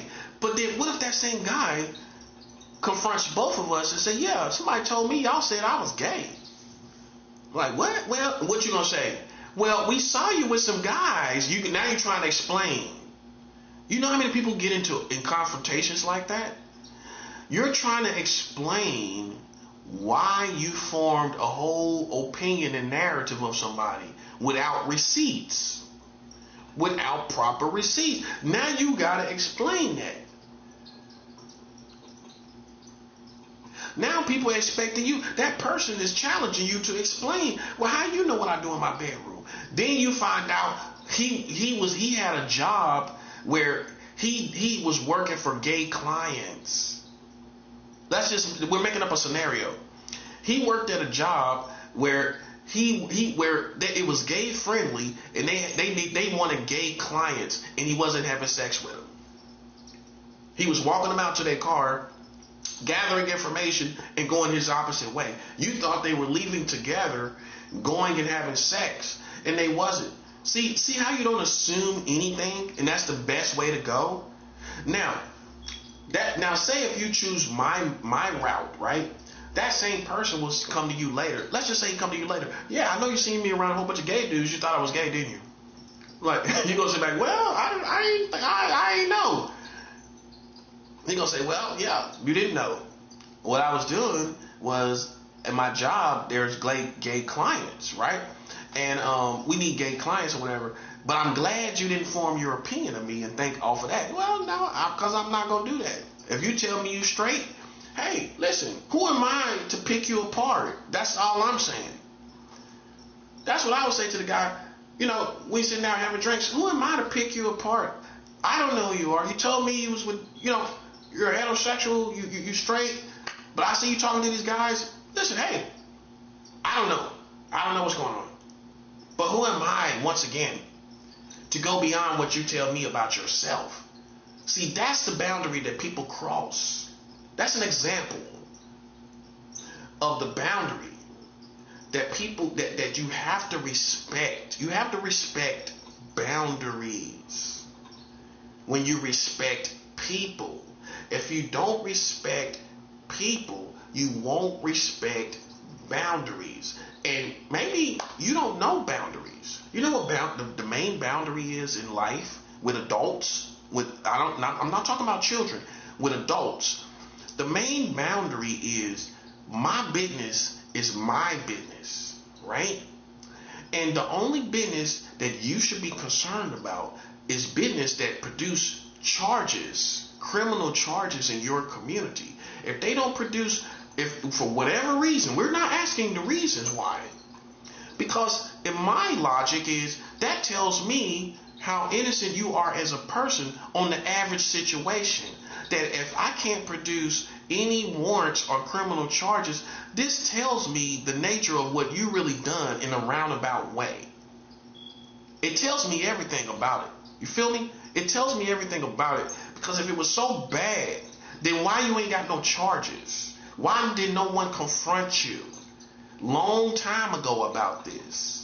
You haven't been confronted, right? Okay, so between no charges and no warrants and no confrontations from your community, I choose not to follow this narrative about you.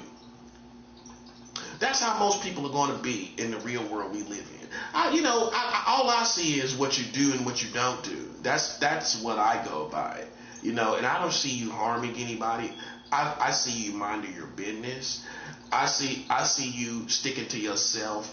I see you only challenging things that challenge you and insult your intelligence, right? Which you're supposed to do that as a grown man, as a sophisticated grown man. You're supposed to let people know that you ain't pulling no wool over my eyes, right? But they'll take advantage of that to point fingers even when you check people. Some people that's not grown, they'll think that you're being a loose cannon or a crazy person. But that's not the truth. You go talk to grown men, whether they're straight or gay, and they're going to say, well, hey, that's the way. No, because we know, by now we already know you're an enemy, right, in this building. So we're not going to trust anything that you do. It's just not going to happen. Nothing's going to be trusted, We're not playing frenemies. Frenemy is for high school, because they got to be in school together. I, as a man, am able to be independent of you.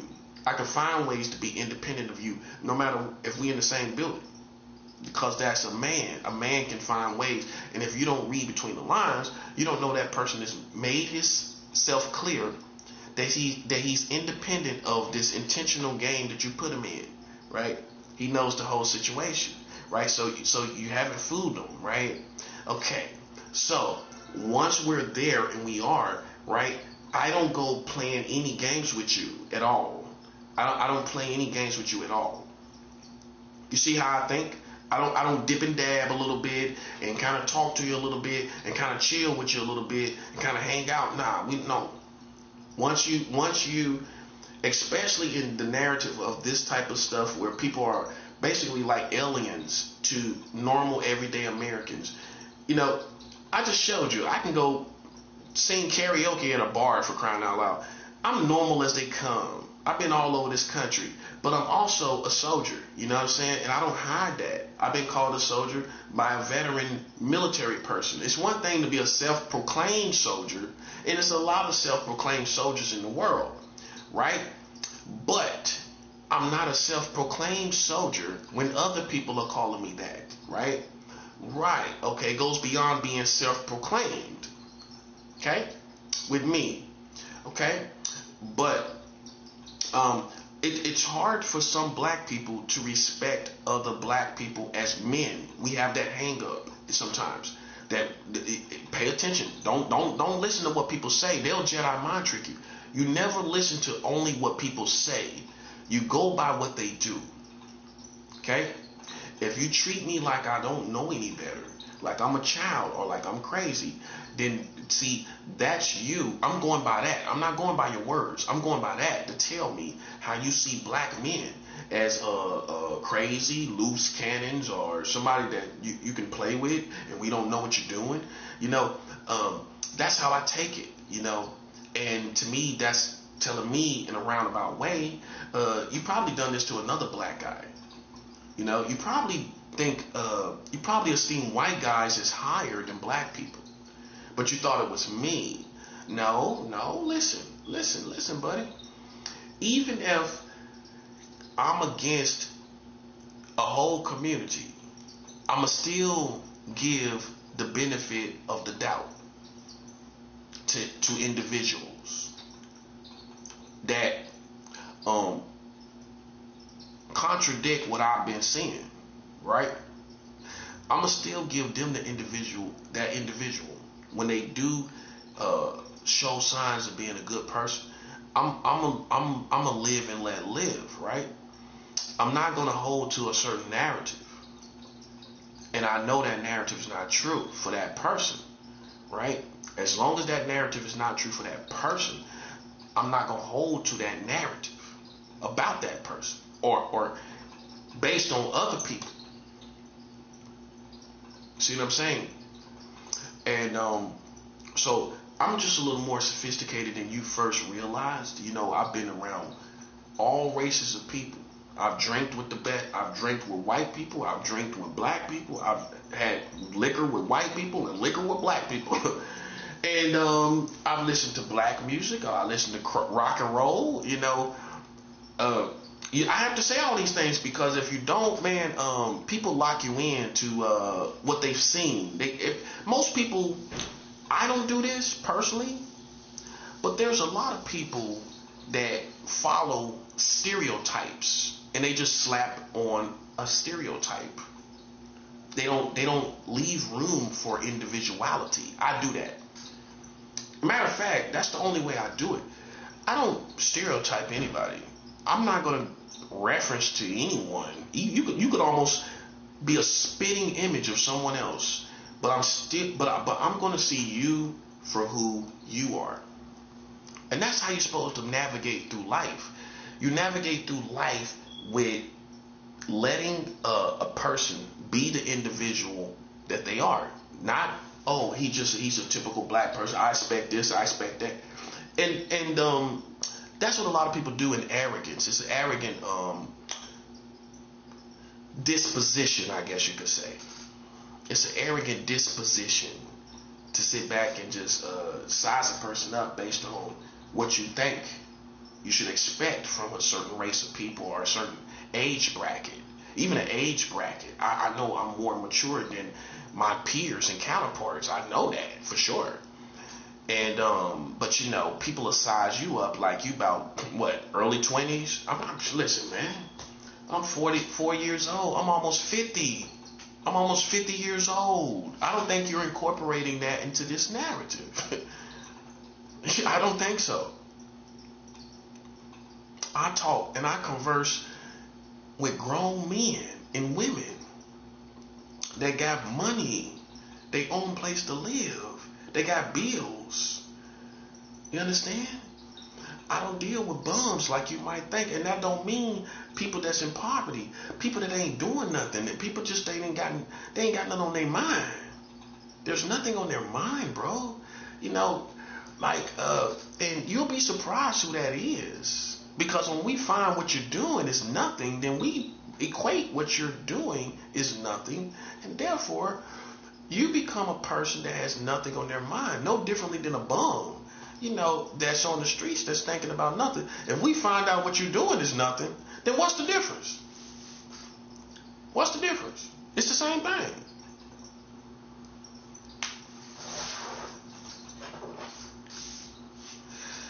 No, it's the same thing, bro. You know what I'm saying? I don't play games where, you know, I stand off with people and you know, and I'm too dangerous for that. And I know that about myself. Because I have, and this is why, because I have a lack of intolerance. As a man my age, I'm not going to be played with, bro. And if you lived your life like this, you will find complete freedom. You will find a whole nother level of manhood, freedom, good energy. But you gotta fight for it. You gotta fight for your respect, right? And how you first do that is to show people how you will be treated. And if you're not treated that way, then you come out like a raging bull, ready to gorge the first person to act like they want smoke. And that's how you go about your life. This is what men have to do here in America. America is only afraid of threats. In the perfect world, we could be nice guys. I could be a nice person and not have this type of energy on display. But that's when people will think they can, especially gay people, they will think it's a diva game, and me and you are two different polars of diva. You're a North Pole diva, I'm a South Pole diva. Nah, buddy, I'm no diva. I'm no diva. I am no diva. And neither do I really like divas, because I think they're kind of borderline narcissistic. You know, now that I get a little older, you know, I don't really like divas. But I've been compared to one in my time, you know. But that's because I have a strong persona and flair and personality, you know. That's what that is. And I'm strong about my stance on things. I stand up and I speak for myself. Those are the things that made people think I was a diva. But no, I'm not. I'm not a diva at all. Because to me, a diva has to do things for attention. You know what I'm saying? That's one of the foundations of a diva. It's all about this attention. You have a conversation with them. It's all, you know, it's all crafted for this attention, or crafted for you know, to shine. You know, above. You know, sometimes above the person they talking to, you just shining on that, and they don't even know. They don't know you're doing that on purpose. You know, they got a hold to this certain persona, you know, at all times. They're not a relaxed, normal person. I don't like people like that. You know what I mean? So as you can imagine, I don't like a lot of diva transsexuals. I don't. It's not your sexuality, it's your personality. I don't like divas. You know what I'm saying? I don't like people that act like, you know, they got this certain special position and people supposed to bow down to it. You know what I mean? That's a fantasy world. In the real world, in the streets, ain't nobody bowing down to no divas. You know what I'm saying? That's real. You step right out here on the block and they could care less what you talking about. As soon as you step out here, as soon as you step out of this building, or wherever you at in your comfort zone, at your own place where you live, as soon as you step out of that comfort zone, and you hit the blocks, no one cares about you being a diva. And see, so I think I carry myself based on the streets, where I find this balance and medium of how I'm supposed to carry myself and how I'm supposed to behave, and I keep that with me at all times. You know what I mean? Because like people say, who you are behind closed out in the public, you should be behind closed doors. And you see, I'm the same way. I'm the same person, bro. I'm the same. It would be different if I didn't go out here checking people, though. That's what I'm saying. Like, you got these little rappers that be talking on live, right? But they don't check nobody in public. So you already got to go beyond me being one of these little rappers that's on live and talking loud on live, right? But then in the real world, they ain't checking nobody, right? You can't say that about me. I done checked people since I've been here in New York. I mean, in Utica, in Brooklyn. I done checked people here. They could have called the police. They could have, one of them, he could have called the police or whatever. I mean, you know, but but you know, that's not who I choose to be to the forefront of my character. You know, that's not who I choose to project myself as. You know what I'm saying? With every given moment. You know, but don't think I don't have it, because that's not who I try to project myself as primarily. You know what I'm saying? That's what people mess up, you know, because some people hold to personas and some people don't. I don't hold to no certain persona. I just give you what you need, you know what I'm saying? And whatever it is. See, with that type of person, because you're so used, we're in a day of personas because of the entertainment industry in America. You know, people stick to personas. They used to personas instead of just a human being a good human. Where I'm just, my guard is down. I'm just being normal. I'm being natural. I'm being a cool person. You know what I'm saying? I'm not thinking about, I'm not obsessing over my every move like you are obsessing over my every move to determine who I am. That's not going to determine, because really I'm just giving you what you need for the moment, right? But if you're looking for smoke, right, I can give you that regardless of what I'm doing. You see what I'm talking about, right? So some people hold to personas where they just act like they just want smoke at all times. That comes from the present culture and how, you know, the culture carry. I don't carry myself like that. So if I walk in the room, you know, and I'm around a whole bunch of killers, you're gonna notice I'm the same person. I'm happy-go-lucky, you know. At the same time, I'm a street person. You're gonna understand that. You're gonna see all who I am, right, rolled up in one. And I'm not gonna hold to no certain persona. But if the occasion calls for me to protect myself, or I feel like I need to say something as a man, that's exactly what I'm gonna do, and I'm gonna do it like I need to do it. And that's the difference. Why you might find people that hang to these personas, they stick to these personas, but it ain't nothing there. You know, it's no substance. It's just this certain persona, like they want smoke. But then when you go into the depths of that persona, there's nothing there, bro. You know what I mean? Where all they can talk about is hitting, scratching, shooting. I mean, but then you know, you can't really you couldn't make it too far in the streets, because you got to be able to articulate yourself in situations. And if you can't do that, you could die. If you like these people playing with me, well, it's not that they can't. It's that it's just no excuse, you know. It's not, you're not gonna be able to come out of that. So the only route you could take is to try to act like I'm gonna be a scapegoat, but I'm not, because you forgot about God. So that's what's gonna even it all out, to where you're gonna have to come to terms with the fact that everybody wants you to pay for this. You know, God is gonna make you pay for it. He's gonna make you pay for it, buddy. I can't be a scapegoat for you after all the games and everything I've been through. No, man. It's intolerable. It's indigestible. Nobody can digest it. No, nobody can digest you living on, and we know you fake. We know you. We know you're not that authentic as you claim to be. And listen, nobody was looking for it. It's just how you put yourself out there. You put yourself out there as this community that we are subject to in so many ways, in forms and fashion. And then we found out that you couldn't live up to the hype of that, for where we should be subject to your opinion. As a whole American community, you marry children. I'm sorry. I can't be subject to a man that marries children, but then he's breathing down my neck for every little thought or something that crosses my mind, bruh. I can't be. So that's why we going to war. See that part? That's 7 out. That's why we going to war. Because you thought I had to be subject to your opinion because you was American. But that's the old America. Now we realize the reality America, where you've been having sex with these children, right? Now I'm not subject to your opinion. Now that we know this information.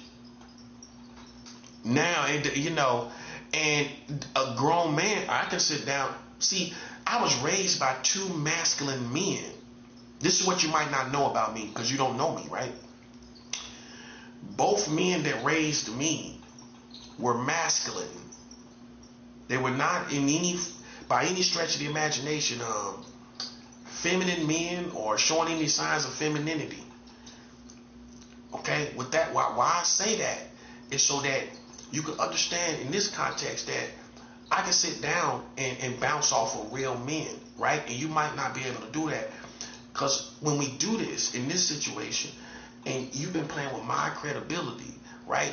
Masculine men are going to see it only one way. They only going to see it one way, bro. You came out here playing with this person's credibility. That's number one, right? You couldn't produce any receipts.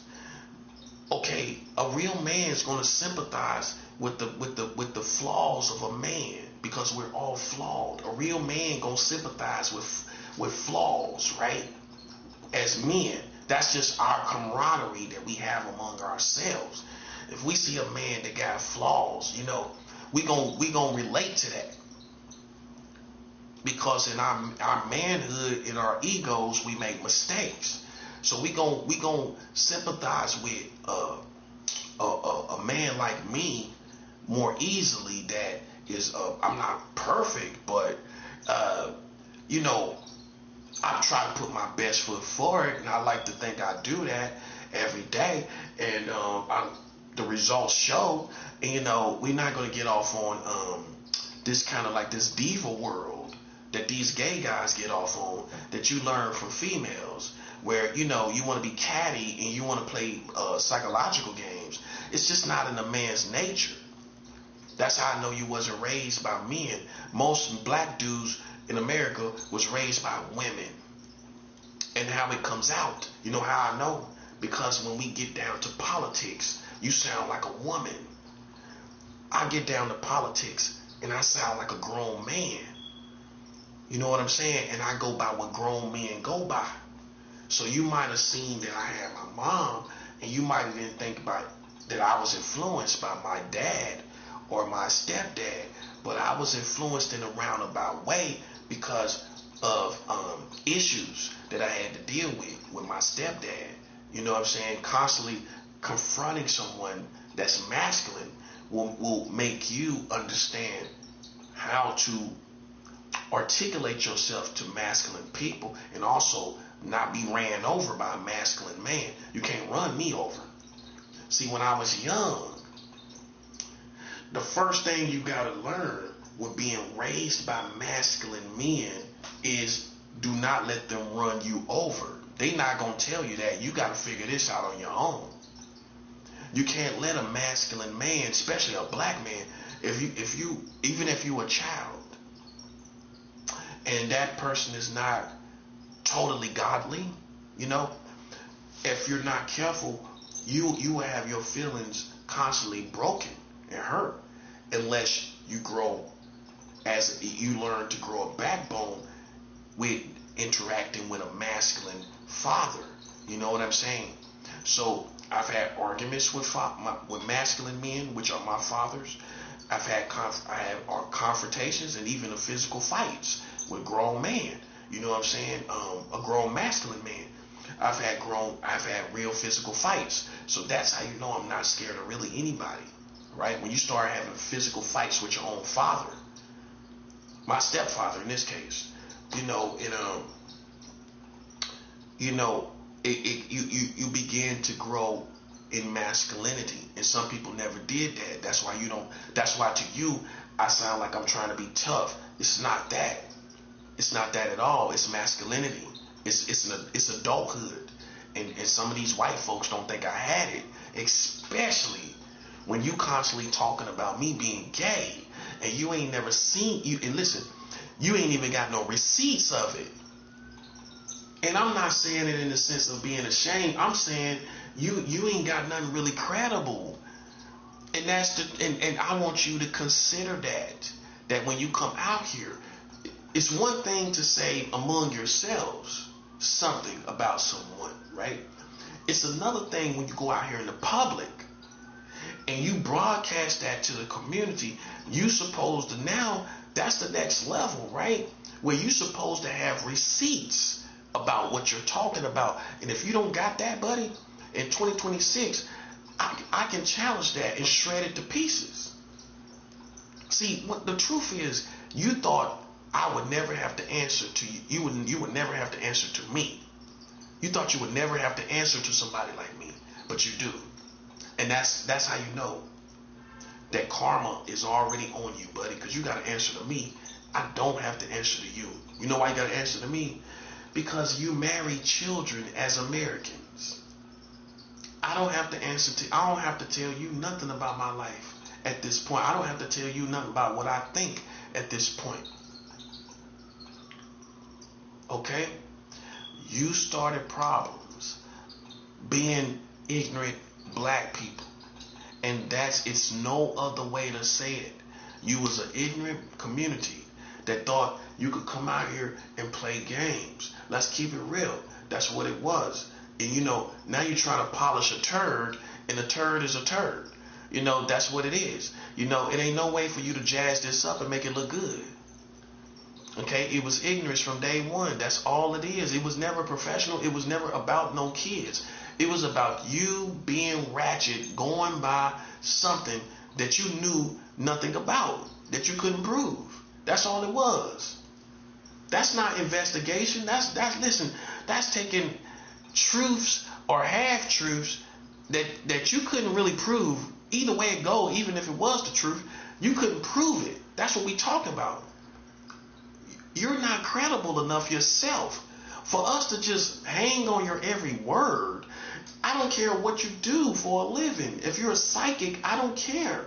You're not credible as a psychic. You're not. No, you're not. Did you know about child marriage? Okay, so you're not credible as a psychic network in America. Well, with all your psychic power, you didn't know about that.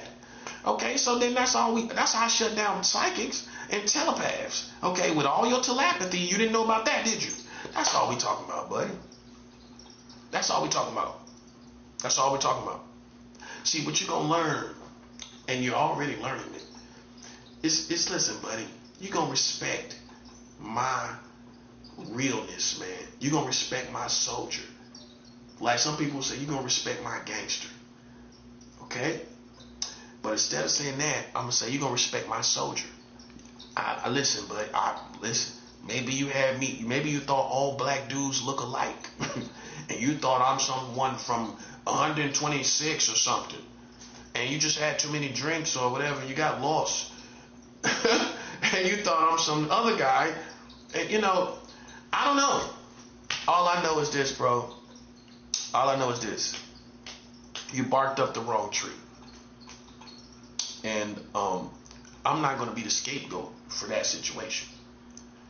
God is going to make sure that I'm not the scapegoat for clowns like you. That's the next step we're at. You know you messed up, right? You think you're going to sweep me under the rug. It's not going to happen. I know how Americans think, buddy. You're going to think it's easier to just sweep me under the rug and move on. Not going to happen, buddy. And you might have a psychotic desire to just see that happen, right? It's not going to happen. It's not going to happen. I'm telling you right now, it's not going to happen. Because the spiritual world demands you over me. We don't care what the community says. We don't care about who they want to die. You know what we care about? You know what I care about? I care about God's opinion. And you know what he wants? He wants you to pay for what you've done. And listen, why would God want me to pay? Why would God want me to go through something? Okay, so then we know somebody got to go through it, right? Then that's going to be you, buddy. And that's how easy we figure it out. Without all the yelling, without all the talking, without anything, I can break it down to you real nice and smooth, bro. You got to pay for what you've done. And who's going to make you do that? God. God Almighty. He's not on your side.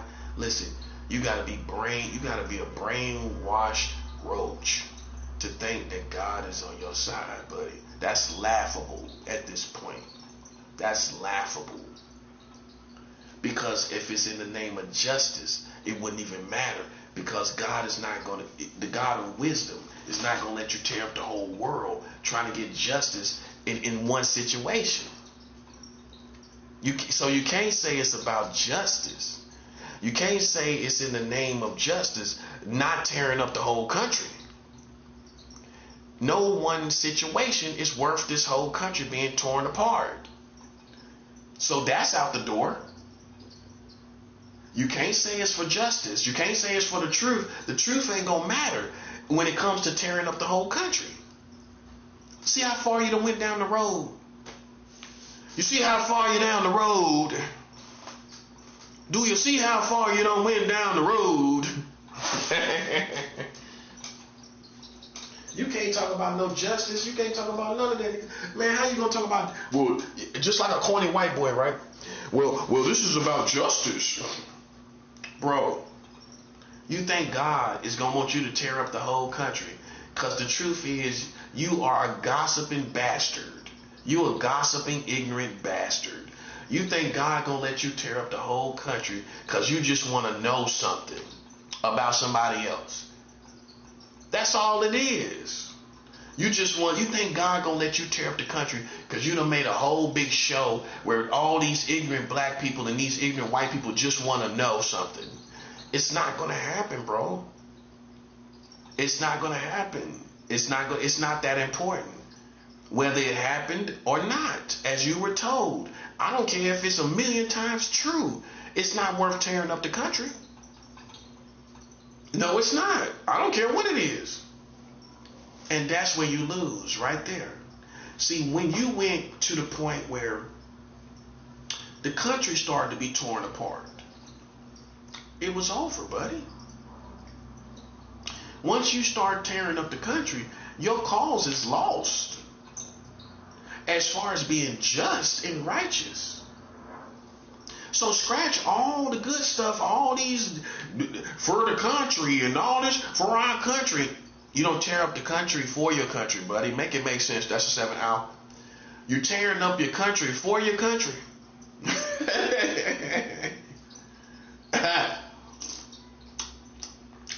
You're tearing up your country for your country.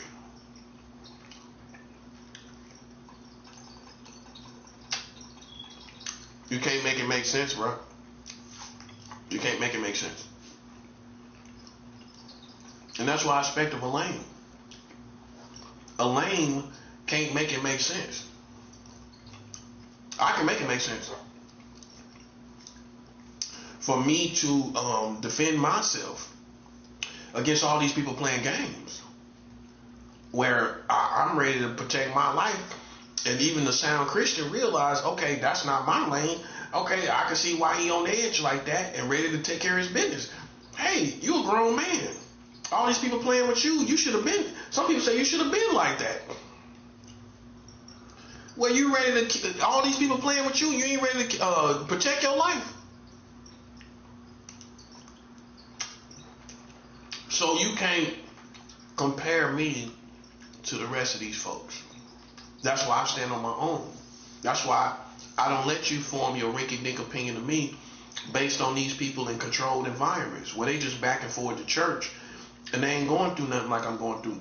So when you reference to them to try to act like I'm supposed to be like them, I'm going to let that roll off my back like water off a duck's back. Because I know I'm like David going to war.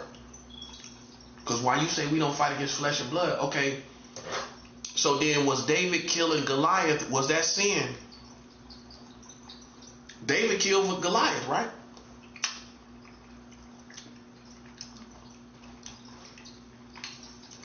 So when David killed Goliath, what was that? See how simple-minded people are? I'm going to tell you what did it to you. You kept it out of reality. You didn't incorporate it into reality. That's how you can hear something like that over and over again and it don't register. Because that's cartoons to you. Well, that's what you're acting like. Well, it's either real or it's not. You either believe it or you don't. Okay, so you do believe it. Okay, so then you believe that David killed Goliath justly, right? It wasn't sin. It wasn't sin for him to kill him, was it? So then, according to your perspective, fighting against flesh and blood couldn't apply to that situation, right? David was anointed as a young man, maybe a boy. I think he was a boy. He already was spiritual. We established that, right? Okay, because he was talking about the Lord. Who is this who defied the Lord of hosts, basically? And I'm paraphrasing. So David was already referencing towards God when he was talking about killing Goliath. So you can't say that was before he was godly. That's what I'm saying. You can't say it was before he was godly. You can't say that it was before he was godly. So with that being said,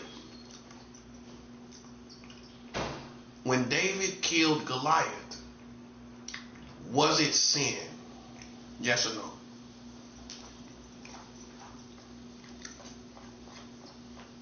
See, guess what I expose? You have chosen to let other men make up narratives to you that doesn't even make sense based on the same Bible that you're reading.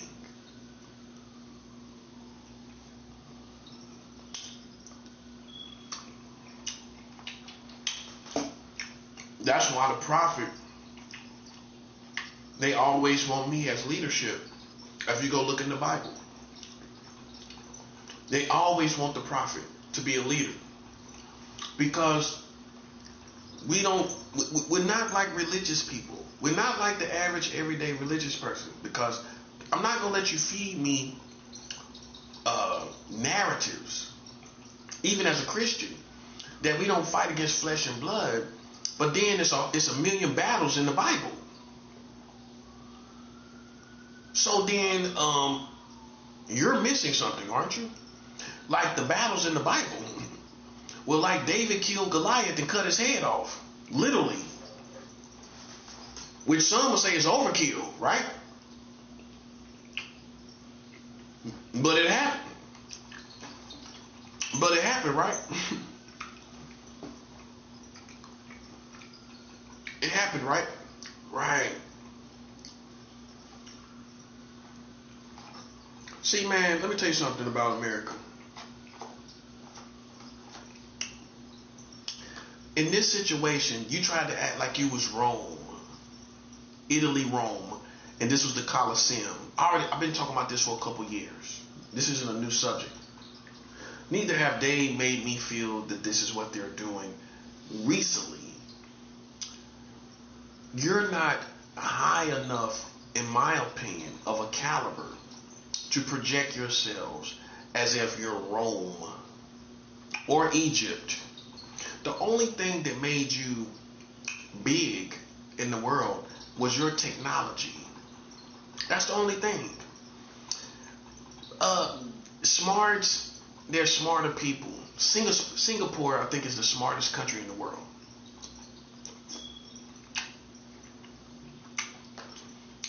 Now, as far as technology altogether, China runs everyone as far as technology.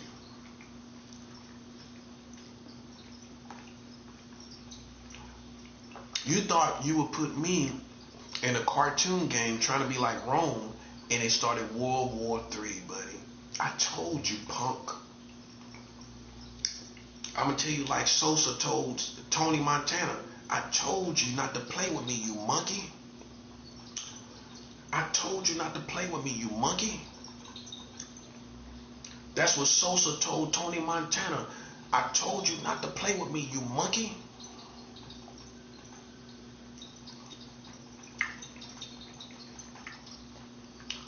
You're like Tony Montana. I'm like Sosa.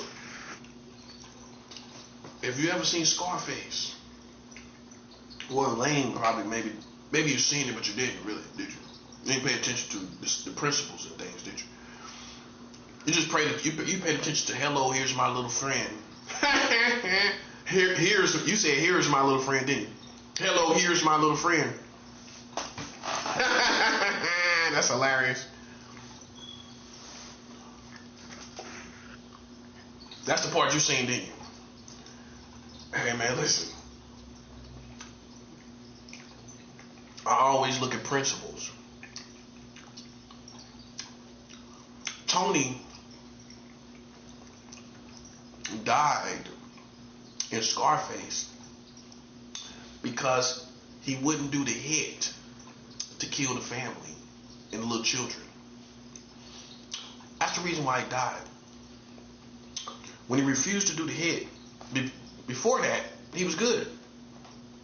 But when he refused to do the hit, and he killed the other assassin in the car, Sosa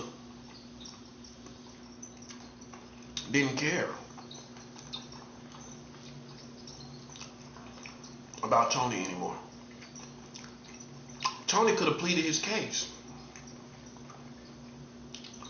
But Tony wasn't really an intellectual. Not really. Tony could have said, hey man, I seen kids in the car and I couldn't do the hit. Do what you will. That's my logic. That's what it was about. Tony was a hothead and decided to go back and forth with Sosa after that. See, many of you think you're the top, but you're not. You're gonna die like Tony Montana. You thought I was Tony. No, I'm not Tony. I'm Sosa. Sosa sat back and called the major shots. This whole situation with World War III is on the horizon, and if it's not World War III, it's darn sure close to it. I'll tell you that. It's darn sure close to it.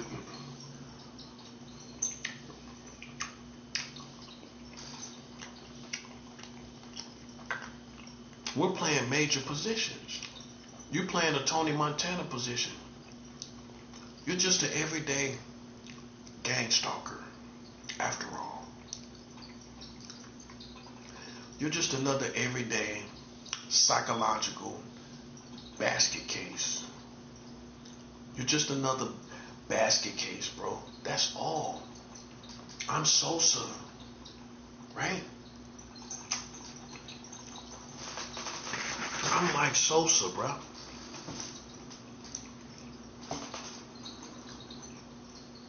And if you take my laid backness for weakness, man, listen, I showed you I can be just as cutthroat as a 19-year-old teenager. I can be just as cutthroat if the occasion calls for it. But I'm laid back like Sosa, bro. I'm getting my job done. Now I can see if I had no numbers, I would just be talking out the side of my neck. Everybody see what it is, man. It's a whole different. And so what I'm gonna do, I'm gonna update it to. I'm gonna make you take me more seriously. Now I'm gonna show you who I am.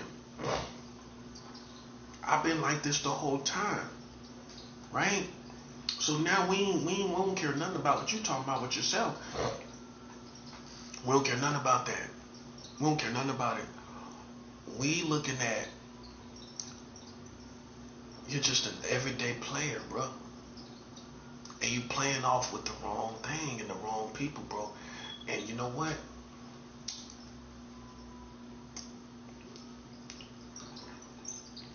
We got to get rid of this system. We got to get rid of this system to get rid of you. That's what we're going to do.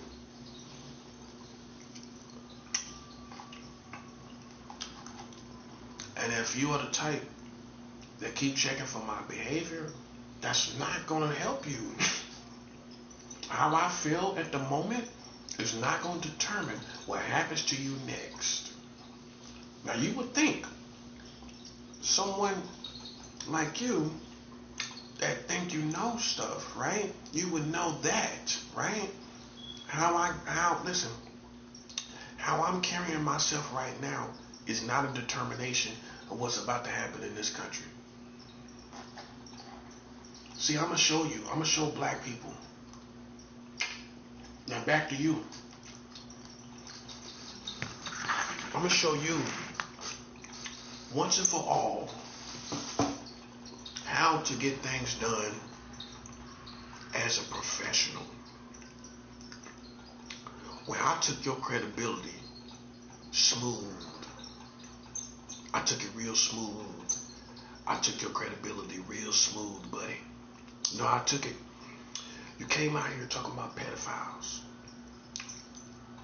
You as black people didn't know nothing about marrying children. You killed children yourself. But you've had everybody wrapped around your finger for so long that, you've been unchallenged about the biasness that you get every year concerning killing these children, where the community is charging it to the game, and I'm no longer charging it to the game. Remember, you left me for dead. You left me for dead. I survived. And that's the position I'm in. Don't act like we were homies. I got a few good men, always, because I always am. I'm going to always have a few good men on my side from every race of people. But don't act collectively like you didn't do what you did. You did what you did. Okay, so with that being said, we're not going to focus on you anymore. Because when we look at the whole situation, we feel like you're just trying to get fame and trying to go out a certain way. You're trying to go out a certain way, and we're not going to let you do it. You know how you're going to do it? You're going to go out like the roaches you are that put HIV in my body on purpose. That the black community was the people that did it. You're behind it. We're letting you go out like roaches. That's how we let you go out. You can't be a roach and a lion at the same time. You made a collective decision to do that, didn't you? Okay. So then you go out like roaches. You don't go out like lions and tigers, like you legends. That time is over. Scratch that. In fact, some would say you would have never been that because of all the kids you killed. You killed so many kids. How in the world could you go out like lions and legends and tigers? I'm sorry to tell you, buddy. That's not going to happen.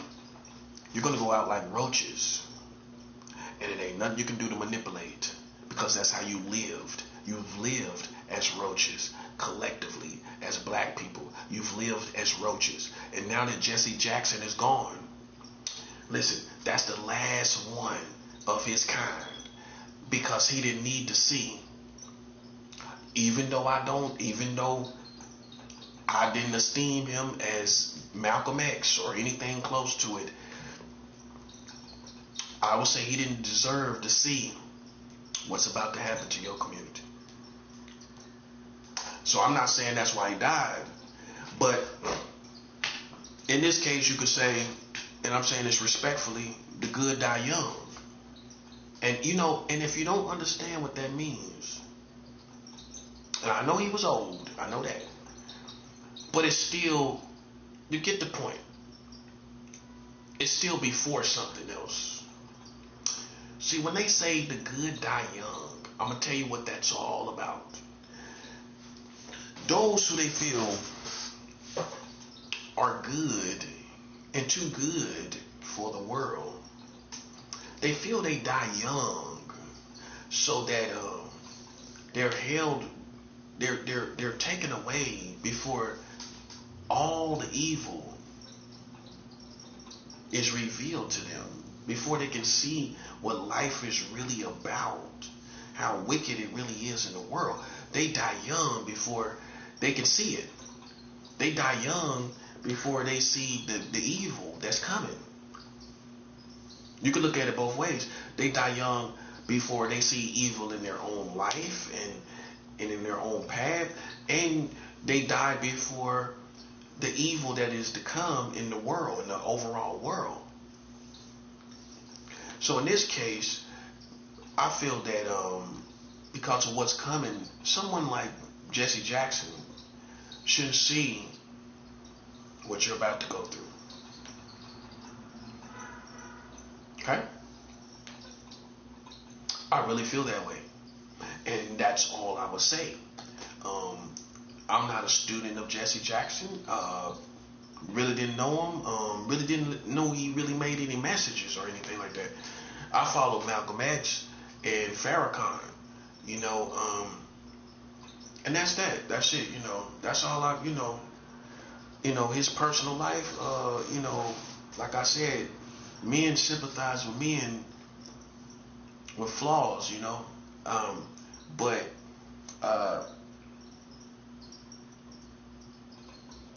I'll just leave it at that. He's the last of his kind.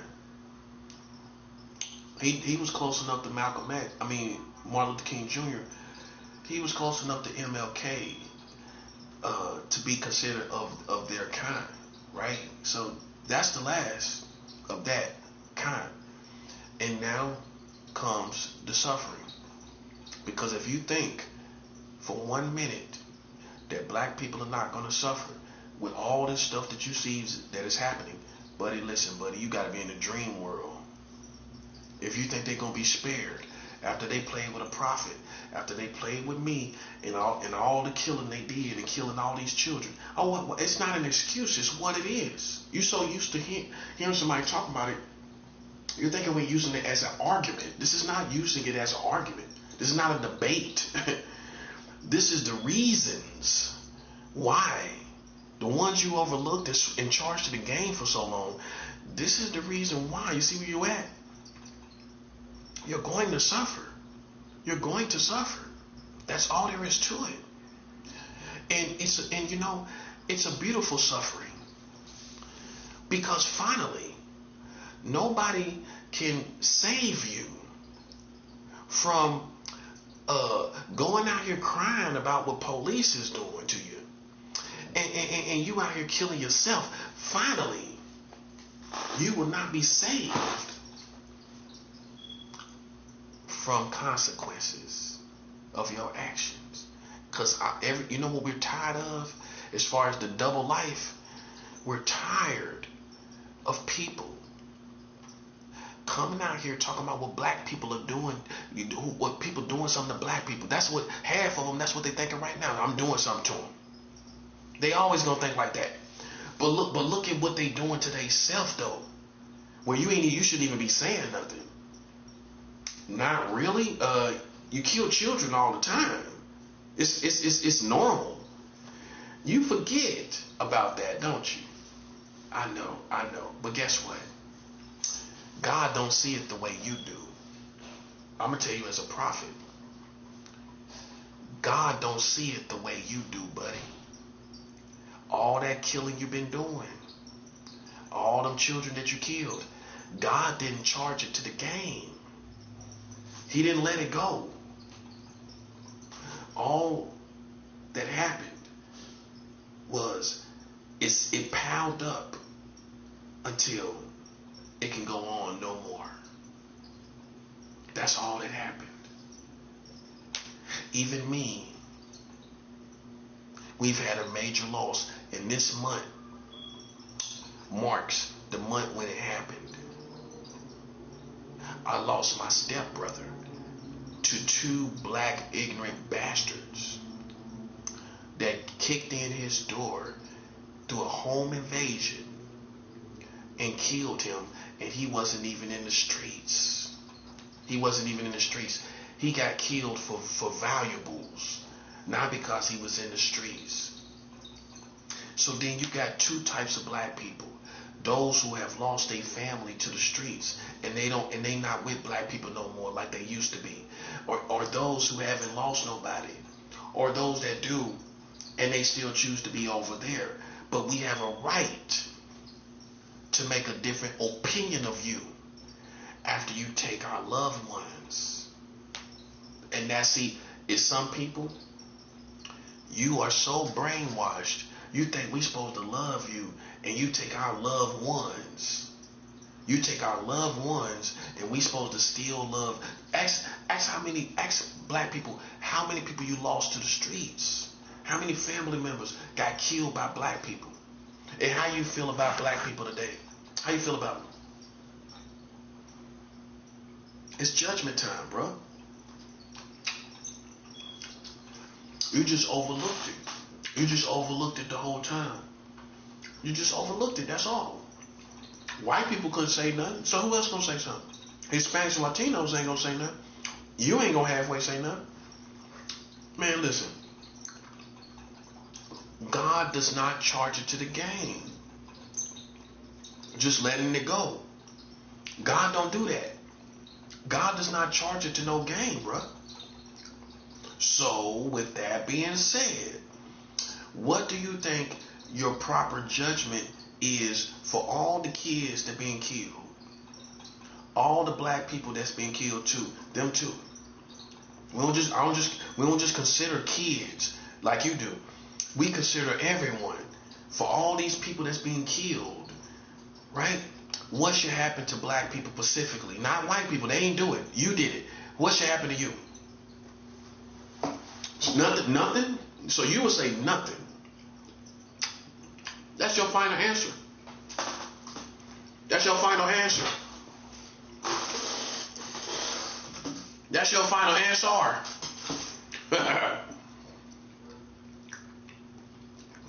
Your final answer is nothing should happen to you. Look at that. Look at that. Look at that, man. So then what should happen to you for all the people being killed in your community? If you say for a spiritual judgment, what would that be? Nothing? So you feel like nothing should happen. Now you see what the problem is. Now, if I ask you what should happen to the police for killing black people, I guarantee you'll work up a punishment. I guarantee you'll work up a consequence. I guarantee you'll come up with a consequence. You'll come up with a consequence, won't you? But when I tell you about black people killing each other and killing children, keep in mind you kill more children than police. The police don't kill children that often as you do. You kill children lately more often than police do. When it comes to your punishment, what should happen? Nothing should happen to you as a community. Nothing. So nothing should happen. But let's go back to the police. What should happen to the police? I guarantee you're already thinking about something that could happen. This is how I know your judgment is here. And listen, ain't nobody gonna get you out of it, buddy. That's hypocrisy. That's what it's called. It's called hypocrisy. That's what it's called. You go and talk about the police and what they do to you, but you do this. You do worse to yourselves. That's called collectively hypocrisy. That's collective hypocrisy, buddy. You can't have your cake and eat it too.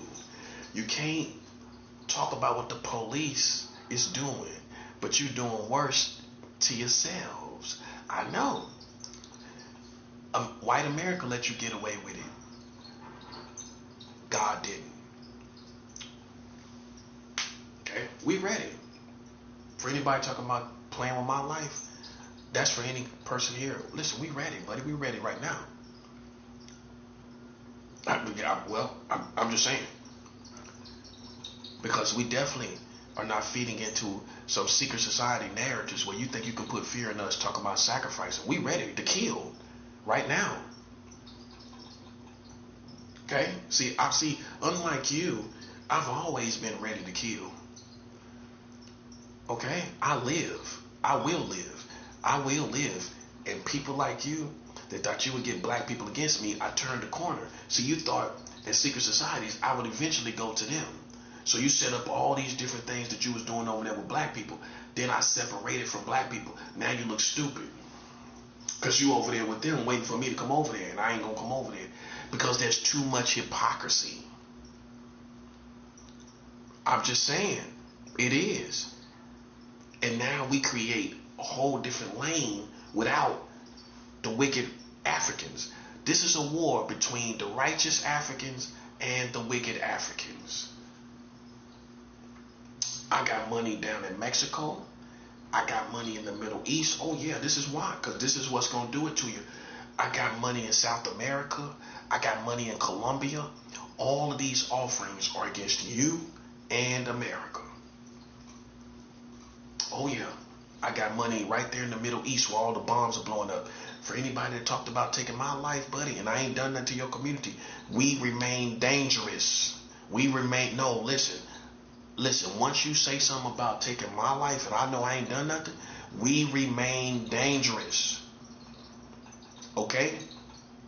In this building, in this neighborhood, I remain dangerous and count my wins and count while you holding L's, and I still remain dangerous. Okay, that's it. We not brainwashed by secret societies. We're immune to it. See, with time, we just became immune to the whole idea of a secret society, as a threat. We're immune to it.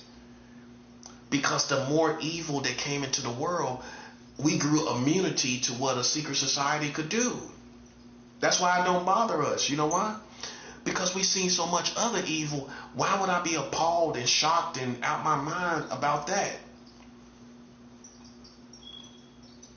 It doesn't bother us. We're immune to it. That's what it is. Basically, humanity, with time, grows immunity to certain levels of evil. That level of evil of gang stalking and secret societies and sacrificing people, we've grown immunity to that. We've talked about it so much, first of all.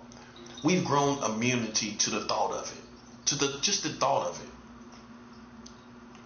So much evil has happened that it doesn't matter anyway.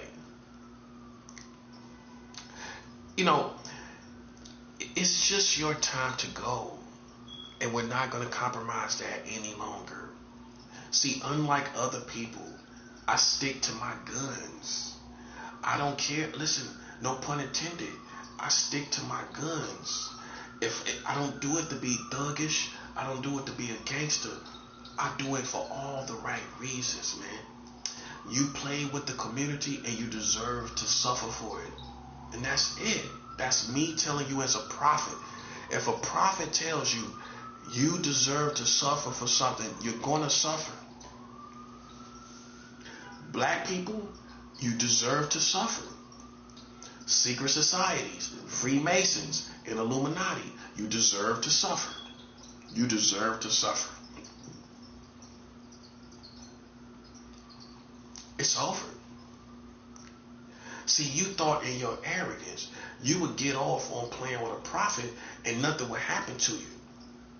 But it did. Something did happen to you. Something happened to you, buddy. And you thought, you see the difference? You see the difference in the world, right? Okay. So let's refresh ourselves, like I like to say.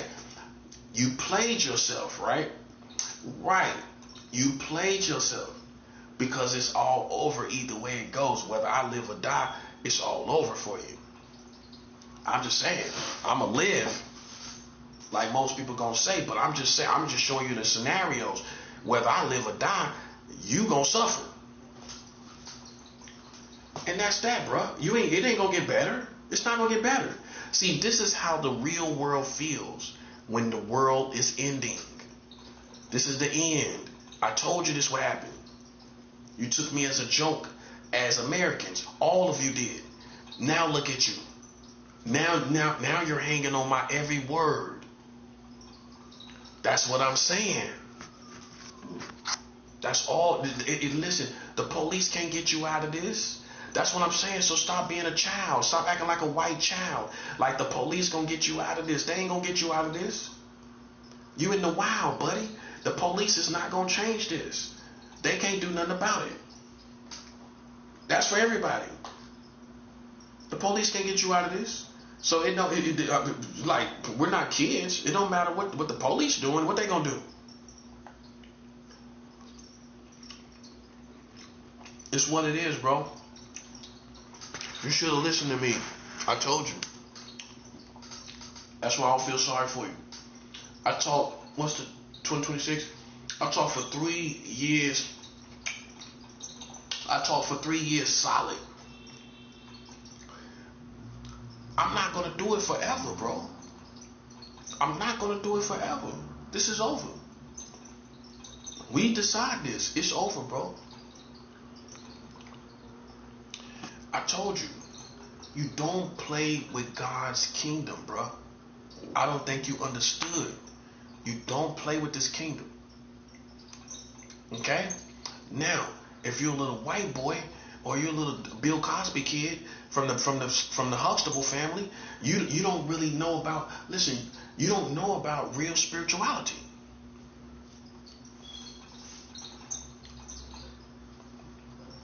We ain't in no trouble today, buddy. Listen, I got money going over there to the Middle East. I didn't even try to do that. I promise. To really be honest with you, Lebanon, I didn't even really know what that really was. I'm gonna be honest with you. I knew it was the Middle East, but not that close to like Israel. I didn't even know that. But the person I am, anytime I start dealing with a country, in a state within a country, I go look up the whole geographics on a map. And I'm like, wow, I didn't even know that it's right there to Israel. So when I sent money out there, it went right over there. Wow, all of this stuff was going on. I got to still check the updates to make sure that last bit of money them get through. That's going to be millions of dollars. We done sent millions.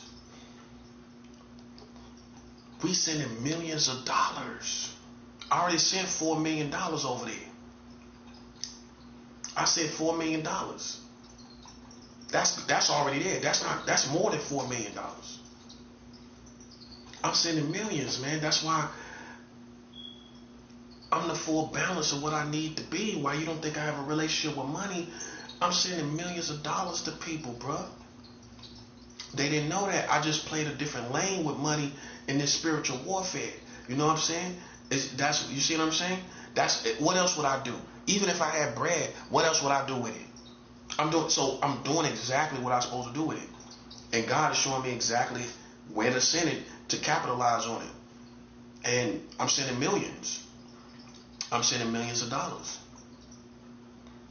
I sent my first million to Colombia. I sent my first $1 million to Colombia. when was that? January, February. 2 months later, look what we got going. It's not a game, bro. On everything I love, it's not a game. It's not a game, man. When I start talking millions of dollars, it's not a game. That's what I'm saying, bro. So like, if you think I'm just some guy up here just talking loud, you know what I'm saying? I'm backing it up in every single way, every form of fashion. I've got money out there. I got information on the Americans marrying children. We're talking about pedophiles. I got that going. Let's not forget that. Let's not forget the foundation of beyond money. I got information that the Americans are marrying children. You know what I'm saying? Why they trying to make me out to be whatever they trying to make me out to be. You know what I'm saying? They marrying children in the United States at the same time, simultaneously. You know, so that's all, bro. That's all. You know what I'm saying? We got real numbers. We doing real things. I got real information. If you doubt everything else around this situation, you can't doubt my information. They marrying children. That's what it is. And that puts me above the pack. That puts me above, not leading the pack, above the pack, off the ground. Your pack on the ground, I'm above the ground. You know what I mean? Come on, man. Like I can't be compared to people that ain't doing nothing with no numbers and no information, man.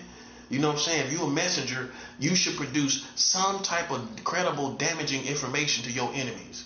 You know what I'm saying? You ain't got nothing on me, bro. You ain't got no receipts. You ain't got nothing. I got receipts, everything. This is laws, for crying out loud. This is laws. I got laws on you. You thought I was a little country boy, but you forgot I left home long time ago. I left home long time ago, buddy. I left home, we're talking about 24 years ago? I lived in Seattle, Los Angeles, 4 different states, and 3 other different cities in California. I ain't just live in LA. I lived in on the streets. I was in all these different cities. I lived in Florida, down in Florida, had 2 apartments down there with my name on the lease, paying bills, working, driving a car. Listen, buddy, I'm not the same little country guy I used to be. But that was gone long time ago anyway. I'm just a nationwide person now. That's why I move like this. I'm nationwide. You don't turn your best against you, buddy. You don't turn somebody that know America like me against America. That's just retarded. I know America way too well.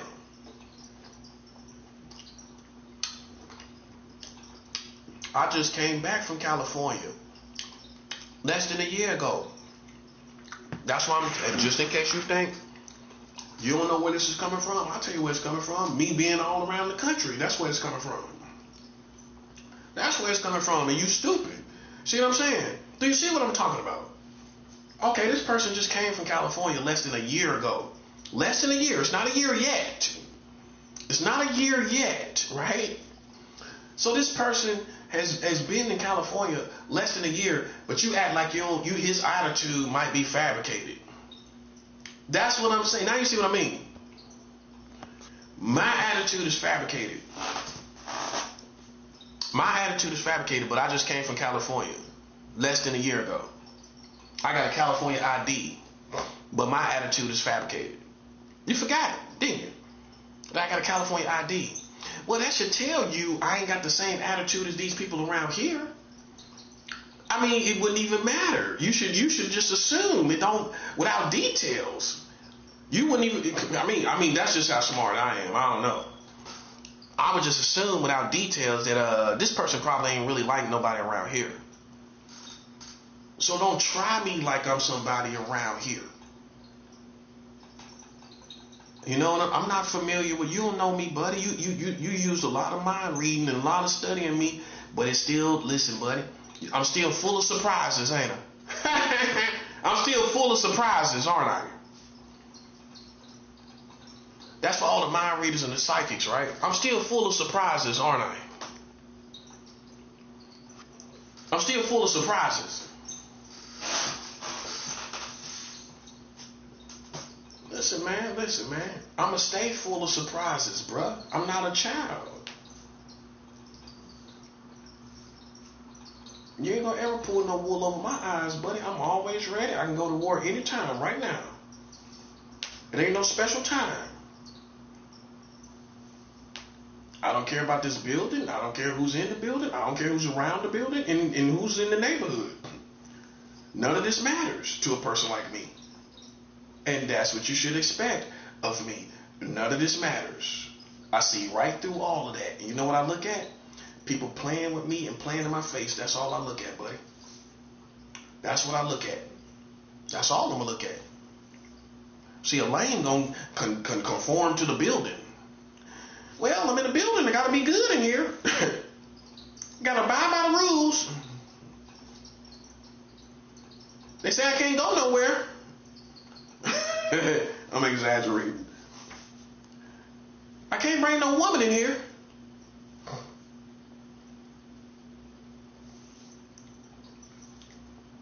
I got to sign in. Listen, buddy. Well, with all the stuff that you do, I'm going to tell you something. Listen, I'm a wild man. Now imagine a wild man being afraid of you. I'm trying to tell you where you at. It's like being in a warehouse that's secluded away from the community. And you think you're gonna get away. But you got your arms tied behind your back in a chair and you're in a secluded area and you're not gonna get away. It's you know how they show you in the movies, right? Where they got this abandoned warehouse and they got this dude sitting in a chair and his hands behind his back and it's no way out. That person is not going to get away, bro. You don't believe it, but you're in a similar situation with me in God's kingdom. You're not going to get out of this. I'm telling you right now, look at the world. Look at the world. Look at the world. Look at the world. It's nowhere to go. You're not getting out of this. You're like a man that has been captured and he's at a secluded place in an abandoned warehouse. And he think if he screams loud enough, you're not going to get away. No matter how much you scream, you're not getting out of here. It's not going to happen. And you deserve it. I mean, hey, man, listen, man, I work too hard. I work too hard. You know, fasting. I just came off a fast for 7 days. I just came off a 7-day fast. I'm still getting my body back together. While these lames are still trying to play games. You know you can't halfway play with me hard as you wanted to. Like you used to, right?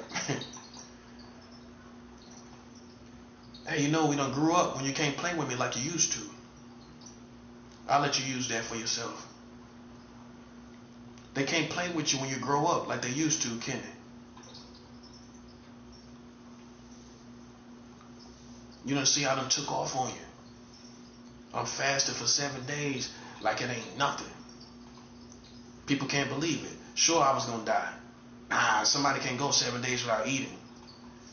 What about water? Oh, I'm getting my water in. I ain't a fool now.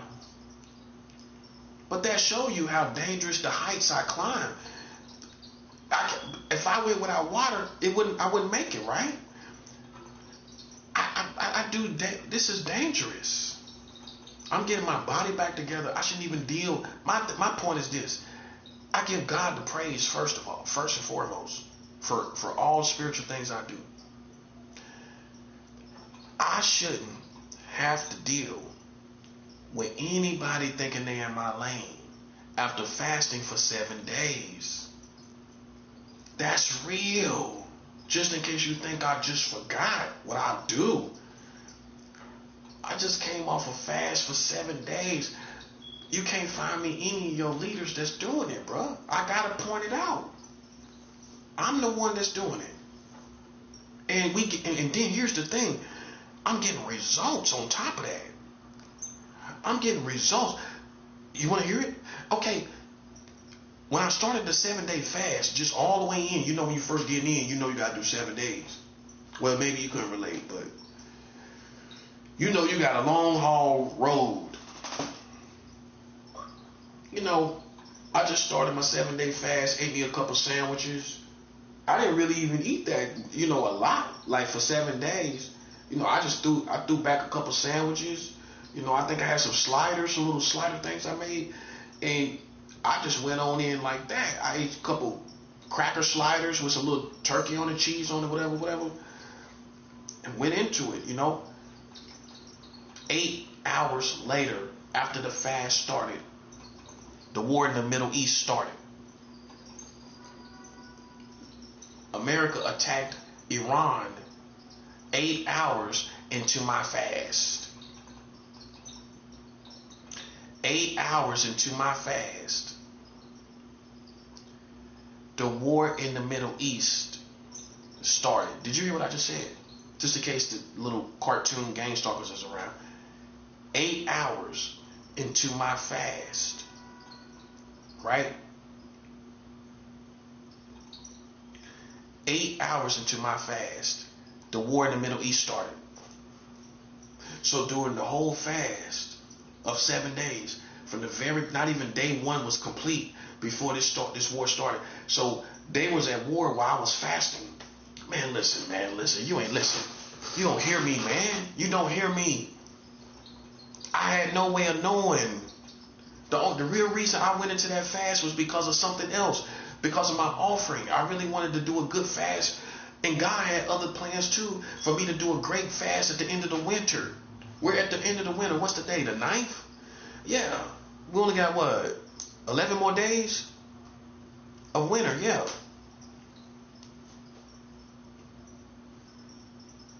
We got 11 more days of winter. This is a year. I mean, excuse me, a week and some change. The winter is over. This is the end of the winter. I already went on my last good fast, and now, man, listen, man. The worst thing you could do is line me up like you want to smoke. I'm telling you right now, bro. I just came off a 7-day fast. I don't care what you see me do. I don't care what you hear me do. I just came off a 7-day fast. Anybody that's playing with me, buddy, listen, buddy. You about to get a hard road, buddy. And listen, that's why we do not give you no mercy. Okay? You got too scramble brain and cartoon and lame and forgot. I just came off a 7-day fast. See how I got you? You thought you was making progress, didn't you? Well, I expect a lame to think he making progress after I come off a 7-day fast, but he ain't leaving the house. He ain't leaving his room, but you think you making progress.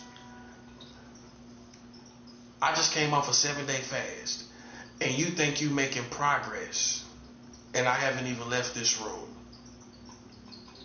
That's a clown, bruh. We penalizing you.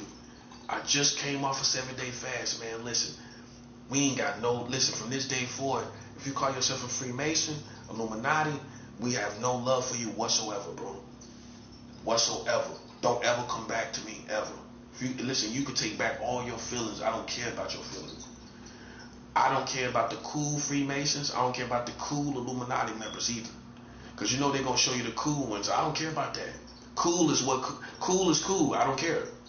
Just like you got cool Crips, you got cool Bloods. That ain't going to bring two sets together, because one side, you show them a couple cool people on the other side.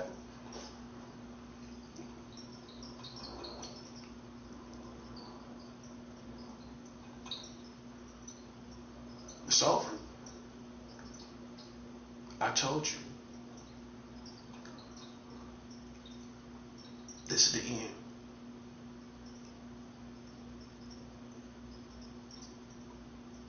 How you know I'm humble? Because of what I'm capable of doing. You only know humility when you realize what a man is capable of doing. If I'm capable of hurting you and I don't do it, that is humility. It is. Now, if I'm not capable of doing nothing to you and I don't have no weapons, then you could say, well, this person isn't capable of doing anything anyway. But you can't. But see, if you look through the lens of a white boy, a goofy white boy, listen, he can't see a black man all the way. That's what I'm trying to show you. Well, then let him have the same conversation I have with you, from the heart, like I talk. Let a white man sit down in my seat and talk like I do. He can't do it, man. Don't you see what I'm saying? You don't see what I'm saying? If me and him the same, why can't he sit down and have a conversation like me? Because he not built like that, bro. Listen, Trump, your president Trump still hasn't talked about child marriage laws in America. He still can't sit down and talk to the prophet. This is what puts me above everybody. Trump cannot talk to the prophet because he already know the conversation. He already know what it's about. You marrying children, the prophet's gonna come at the leader. That's what he gonna do. That's why everybody, listen, for you to think you can be in my shoes, man, you can't. You cannot. You can't walk in my shoes. That's why I do not tolerate it. You don't know what comes with it, bro. You can't walk in my shoes, man. Listen, man, Trump cannot have no dialogue with me. He cannot have dialogue with me, buddy. Trump can't have no dialogue with me. Because the first conversation I'm going to have is really the most meaningful conversation. Which is, why did you say nothing, virtually nothing, about child marriage laws in the United States of America? Even before you became president, you said nothing, right? Right.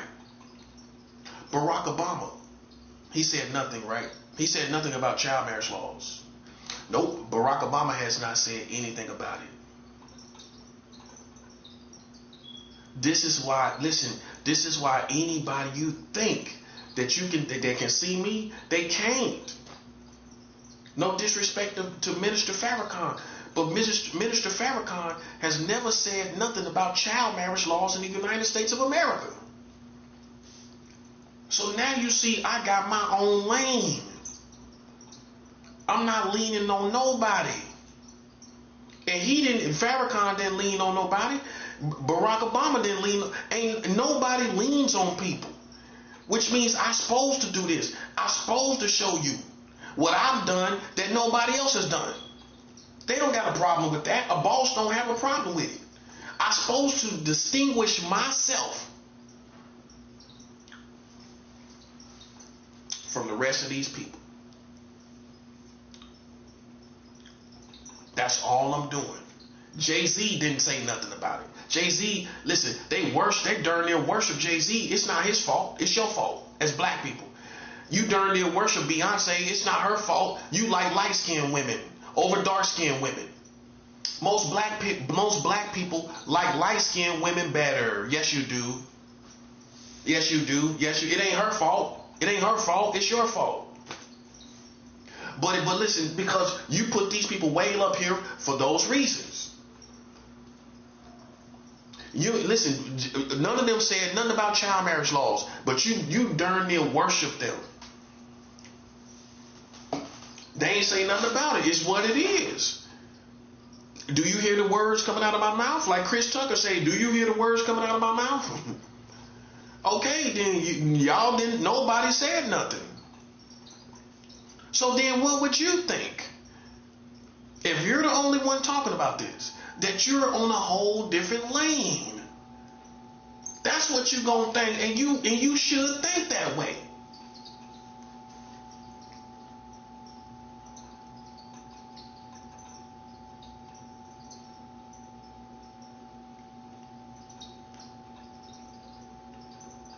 Okay? So that's why I don't play with wizards and mind readers. They didn't tell you nothing. So then we don't care if you do a few good tricks psychologically. You still didn't tell us nothing. No, you didn't. You beneath me. I can talk to your president. What you gonna say as a mind reader? What conversation you gonna have with Trump? A bugged out drug infused conversation. Listen, man. Listen, bro. Listen, man. I'm trying to show you that even though you talking about you can read minds and psychological stuff, you didn't know nothing about child marriage laws, right or wrong. Okay, so then you're beneath me right there. We're not trying to figure it out. It's already figured out. You are beneath me. Okay? In the world we live in, when I'm the only one, not even your president can have a conversation. These people supposed to be above everybody because they can read minds? Now you see what I'm saying? They're above Russia? Are they above all these other, China? These mind readers above China.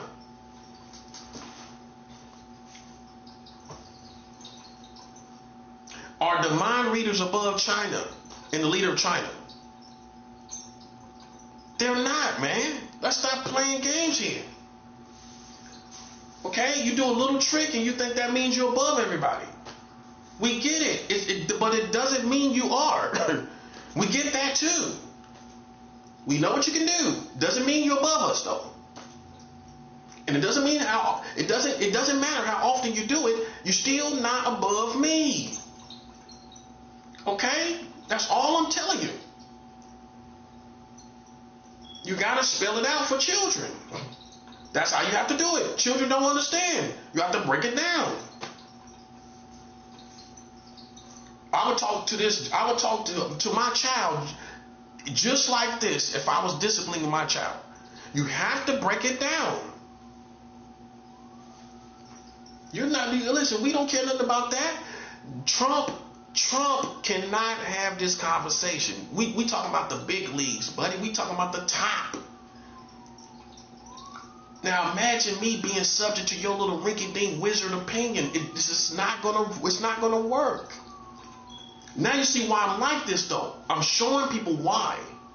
It's not just I'm just walking around with this inflated ego, and there's no evidence of why, I'm showing you the evidence of why.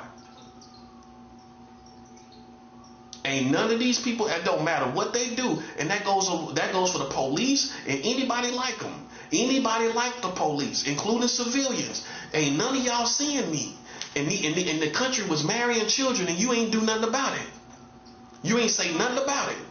Okay, so you can't see me, buddy. I'm sorry to tell you. Somebody else, but not me.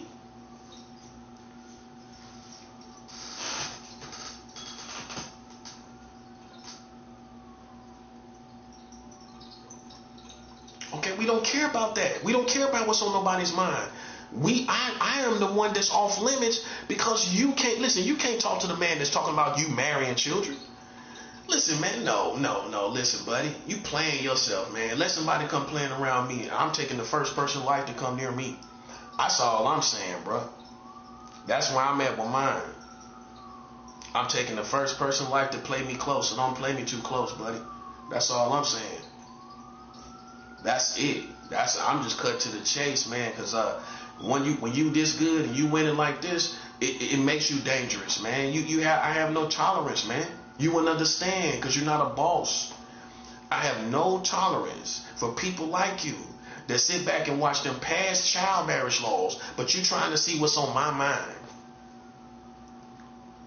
That's what I'm saying. Period. I don't care what it is. You marry children. That's what I'm saying. You hate it. I don't care what you feel. Donald Trump cannot have this conversation, and you think you're on my level. You ain't got a conversation that Trump can't have. He can have any conversation you want, and he might not answer it to the best of his one's ability, a competent one's ability, but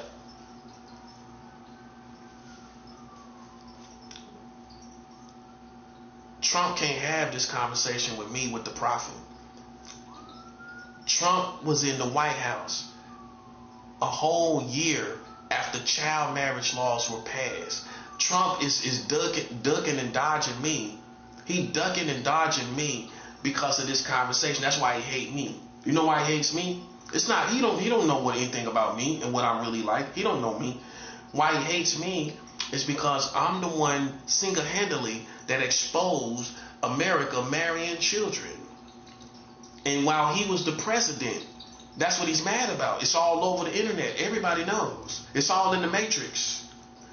Everybody knows America's marrying children and Donald Trump was in the White House. They put it together. Who was the president in 2019? Donald Trump. That's what you're going to go find out. And Trump sat in the White House a whole year after the laws were passed. He sat in the White House a whole year. You got to admit it, man. Even Farrakhan ain't got no information like this, man. Come on. Nobody did.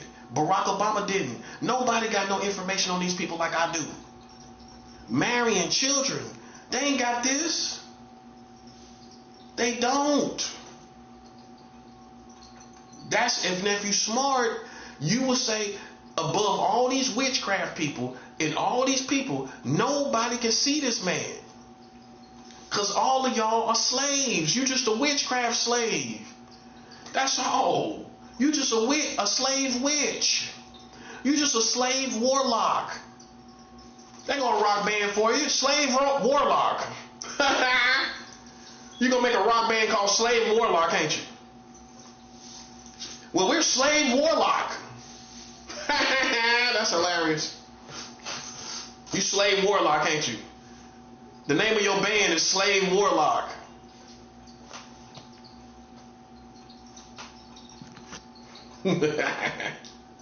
You Slave Warlock, ain't you? That's the name of your band, Slave Warlock, ain't it?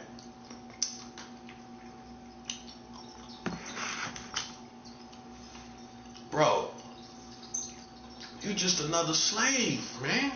You gassed yourself, man. Okay, well, you know, you work witchcraft, okay, you know.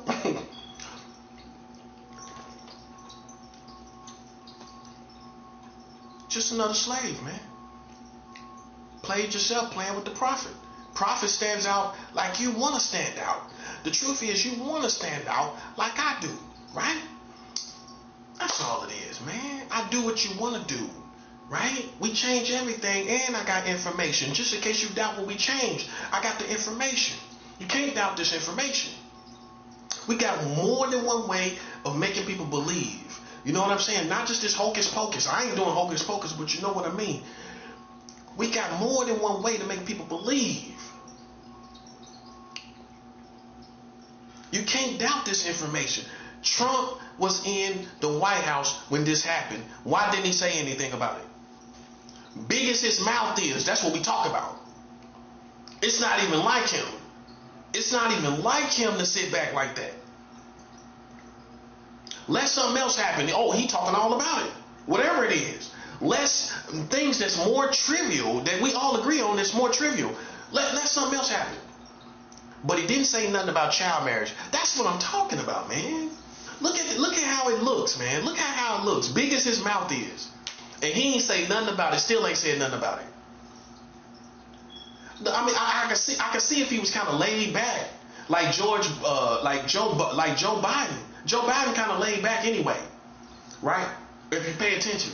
Well, I mean, I guess this is not a voucher. I'm just saying. You know.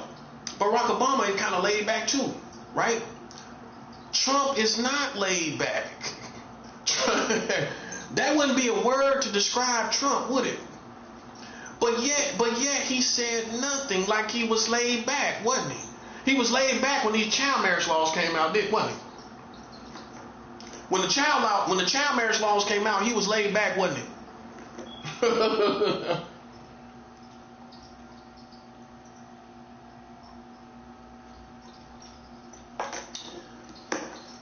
Bruh, he was laid back when the child marriage laws came out. That's what we talking about. Why Trump laid back when the child marriage laws come out? Why Trump laid back when the child marriage laws come out, man? That's all we talking about. Yeah, we're going to keep talking about it. Why Trump can't have this conversation with the prophet? He doing everything else. He running all around the world, but he can't fix his own country from stopping from marrying children.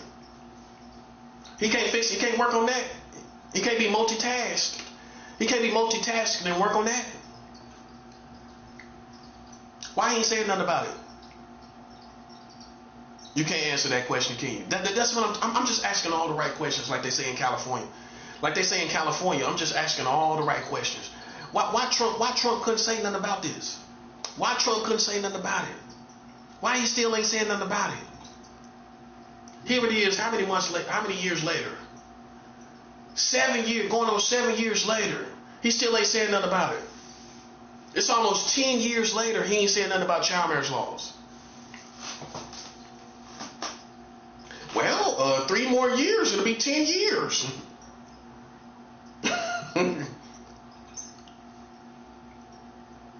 Barack Obama didn't say nothing about the new child marriage laws, did he?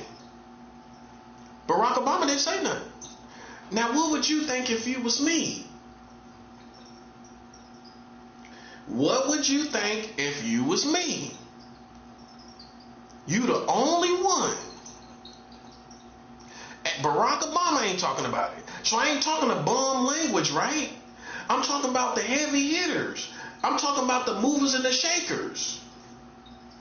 They ain't say nothing, right?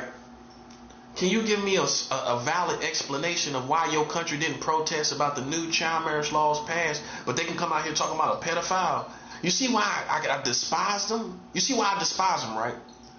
The same people can bring themselves to talk about child molesters, but they ain't say nothing, didn't protest nothing about child marriage. That's why, as Americans, I don't take you seriously. Well, you said nothing about child marriage laws passed in your country, but you out here gung-ho about child molesters. You bloodthirsty for child molesters, but you're not bloodthirsty about child marriage laws getting overturned. And that's how you become incompetent right before the prophet's very eyes. You're incompetent to me, buddy. You might not be incompetent to your wife, but you're incompetent to me. That's for all of you. Well, you know, you're the man to her in the bedroom. You the man to her in the bedroom, but out here on the streets, buddy, you incompetent. Well, all these stand-up guys, why they didn't say nothing about child marriage laws? You was too busy working, right? Too busy working. This is why you have to respect my position, because while you working, I'm gleaning information that you know nothing about. That's why you gotta respect it. Okay, you working, okay, but you see I'm working at something that while you working that's helping you understand your country. You can't act like my position is worthless when I'm telling you this. You can say, okay, my excuse is I'm working. Okay, but then you on your phone. All you gotta do is do a Google search. That's all I'm saying, bro.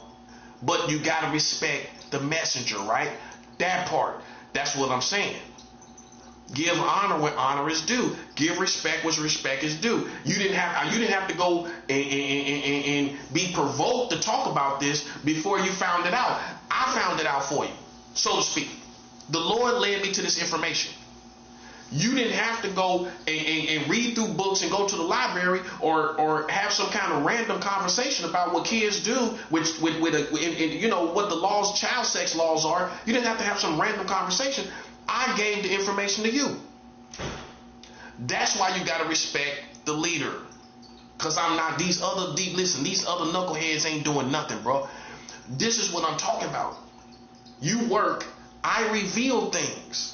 Respect that. I expose things. God reveals it. I expose it. Respect that. That's for the working man. Okay, yeah, I respect that. He's working at something. Hey, these bums, it's plenty of bums that ain't working at nothing. This dude told me something about my country I don't know. Listen, I respect that position. Just like I have people respect my position as a working man, right? Okay, so see, that's the difference between me and these lames, these secret society. They ain't working at nothing to produce nothing for your community. And look how much I have done for the community with just this information. Show me what the secret societies are doing. Oh, these these charities. And you know, nobody don't trust even the credibility. You know, we don't really know what's going on with that. You not doing nothing for the people on ground level without a fee, right? Without joining your group. The messenger, the prophet, gives information without anybody giving him anything. In order for you to give people information, they got to join your community. Yeah, for you to reveal information as a Freemason or Illuminati, they got to join you. You ain't got to join me for me to tell you information that's going to better your community. And you another one, the Freemasons, you ain't say nothing about child marriage laws, did you? That's 7 out. Hey, the Freemasons, did you say something about child marriage laws in America? Oh, now? I mean, well, you're insulting our intelligence. You're saying something now because of me. We know that. Okay, so, yeah. Oh, but you know, before this, obviously, you didn't know about child marriage laws, did you? You didn't know about it, did you? So admit it, Freemasons, all these Shriners and 33-degree Freemasons. Okay, with all your 33 degrees, you didn't know nothing about child marriage, did you? You didn't know about it, did you? Okay, so how you rank higher than me? How dare you insinuate the well-being of children, and when you sat here this whole time with the oldest fraternity in the whole world, and you didn't even know nothing about child marriage laws? Illuminati, you didn't say nothing about child marriage laws, did you? You ain't say nothing about it, did you? How are you on my level is what I'm trying to understand. I'm trying to understand how you can see me. And that's the difference between the prophet and secret societies. Ain't nobody gonna do it like I do it. And that right there should show you my credibility as an authentic prophet. You should know, you shouldn't be doubting unless you brain dead. All these people don't know nothing, even the Freemasons, they can't say nothing in front of the prophet. You telling me I ain't a prophet? Out of all of them you see on TV and everywhere, I hate to tell you, I don't know if they're real prophets. I don't know. All I know is I produce real information, and that's all I can say. That nobody else knows, nobody else is saying but me. So I can only speak for my credibility like it's supposed to be anyway, man. I think it's different calibers of prophets. That's what I think. And I think I'm a high caliber prophet. Let's put it like that. Let's put it like that. Which means maybe you shouldn't expect them to be doing what I'm doing. That's why I don't take nothing off nobody. Because you're not doing what I'm doing. Okay? And you say you're a prophet, but you're not doing what I'm doing. Okay? Okay, so that's putting everything in proper perspective. Unfabricated. It's not fabricated or exaggerated to anybody, right? Am I exaggerating? Okay, so I'm not exaggerating. Okay, and no one is talking about it. Even Trump he's not talking about it. Okay, so where's the exaggeration? It's not conspiracy theory, right? It's not conspiracy theory when you can Google this and it's right there. So you can't say I'm a conspiracy theorist. Well, how I'm a conspiracy theorist and the laws are real? So if you're retarded to be Jedi mind trick when they told you I was a conspiracy theorist, how? Where's the conspiracy theories? I don't have conspiracy theories. I pride myself on having no conspiracy theories. And you let someone Jedi mind trick you to act like I have conspiracy theories. Where they are then? Where are they? Where are they? I don't talk about Bigfoot, the abominable snowman, the Loch Ness monster, and Area 51. I don't talk about things like that. You notice? I don't talk about that. I talk about facts. Y'all marrying children in the United States of America. That ain't no Loch Ness monster, buddy. That's no abominable snowman. That's not Bigfoot. Yeah, let's keep it 100. That's not the Loch Ness monster, buddy. You're marrying children. That's what you're doing. That's what you're doing, buddy. That's what you're doing. That's what you're doing. You're marrying children. That's what you're doing. That's what you're doing. The streets ain't none of these gangsters. These gangsters, all you talking about these rappers, all these rappers ain't said nothing either. These gangsters ain't said nothing. Selling all that weight. Hey, listen, I ain't dry snitching, but you know what I'm talking about. Hey, listen, y'all ain't say nothing about this either. So you gotta respect it, bruh. The streets, all the thugs, gangsters, the gangbangers, ain't nobody said nothing what the prophet said. Who said something about child marriage laws? What gang said something about it? What killer said something about it? What thugs, what city? Chicago didn't say nothing about it. No disrespect. LA, Miami, no, but Detroit, ain't nobody say Memphis, ain't New Orleans, nobody said nothing about it. Let's start naming the cities. Los Angeles didn't say, Compton didn't say nothing about child marriage laws. Okay? You see where the prophet is at, buddy? You see where I'm at? The Bronx, Brooklyn, ain't nobody say nothing about it. I run through all of this. That's what I'm trying to show you. That's the difference between the prophet and everybody else, buddy. You can't listen, man. Ain't none of these cities. Charlotte. I know Charlotte ain't talking, act like they on my level, because I'm from there. They think they got somebody like me around there. Okay, but you ain't saying nothing about child marriage. In fact, you still marrying children as charlatans. Well, yeah, you got child marriage laws in North Carolina. You can marry children right in North Carolina right now. Okay, so what you talking about? What's Charlotte talking about? What you trying to say, buddy? Man, stop playing with me, man. Stop playing with me. See, I outgrew Charlotte. That's the truth. Yeah, that part. I outgrew Charlotte. Let's be 100. Listen, I outgrew Charlotte. Well, I think so. I'm here in Brooklyn talking like a throwing my weight around. I think I outgrew you. That's the truth. I outgrew you, buddy. Listen, man. Tell Charlotte I outgrew them. Won't y'all tell Charlotte the real truth is I outgrew you, buddy. I outgrew you. Why you act like I act like I'm bougie? Nah, I outgrew you. Okay? I got conversations that Trump can't even have. Trump can't even have these conversations. I know you can't. You still marrying children as North Carolinians.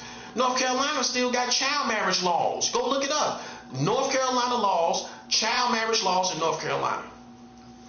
Stop playing, man. Stop playing. Stop marrying children, North Carolina. You still marrying children, buddy.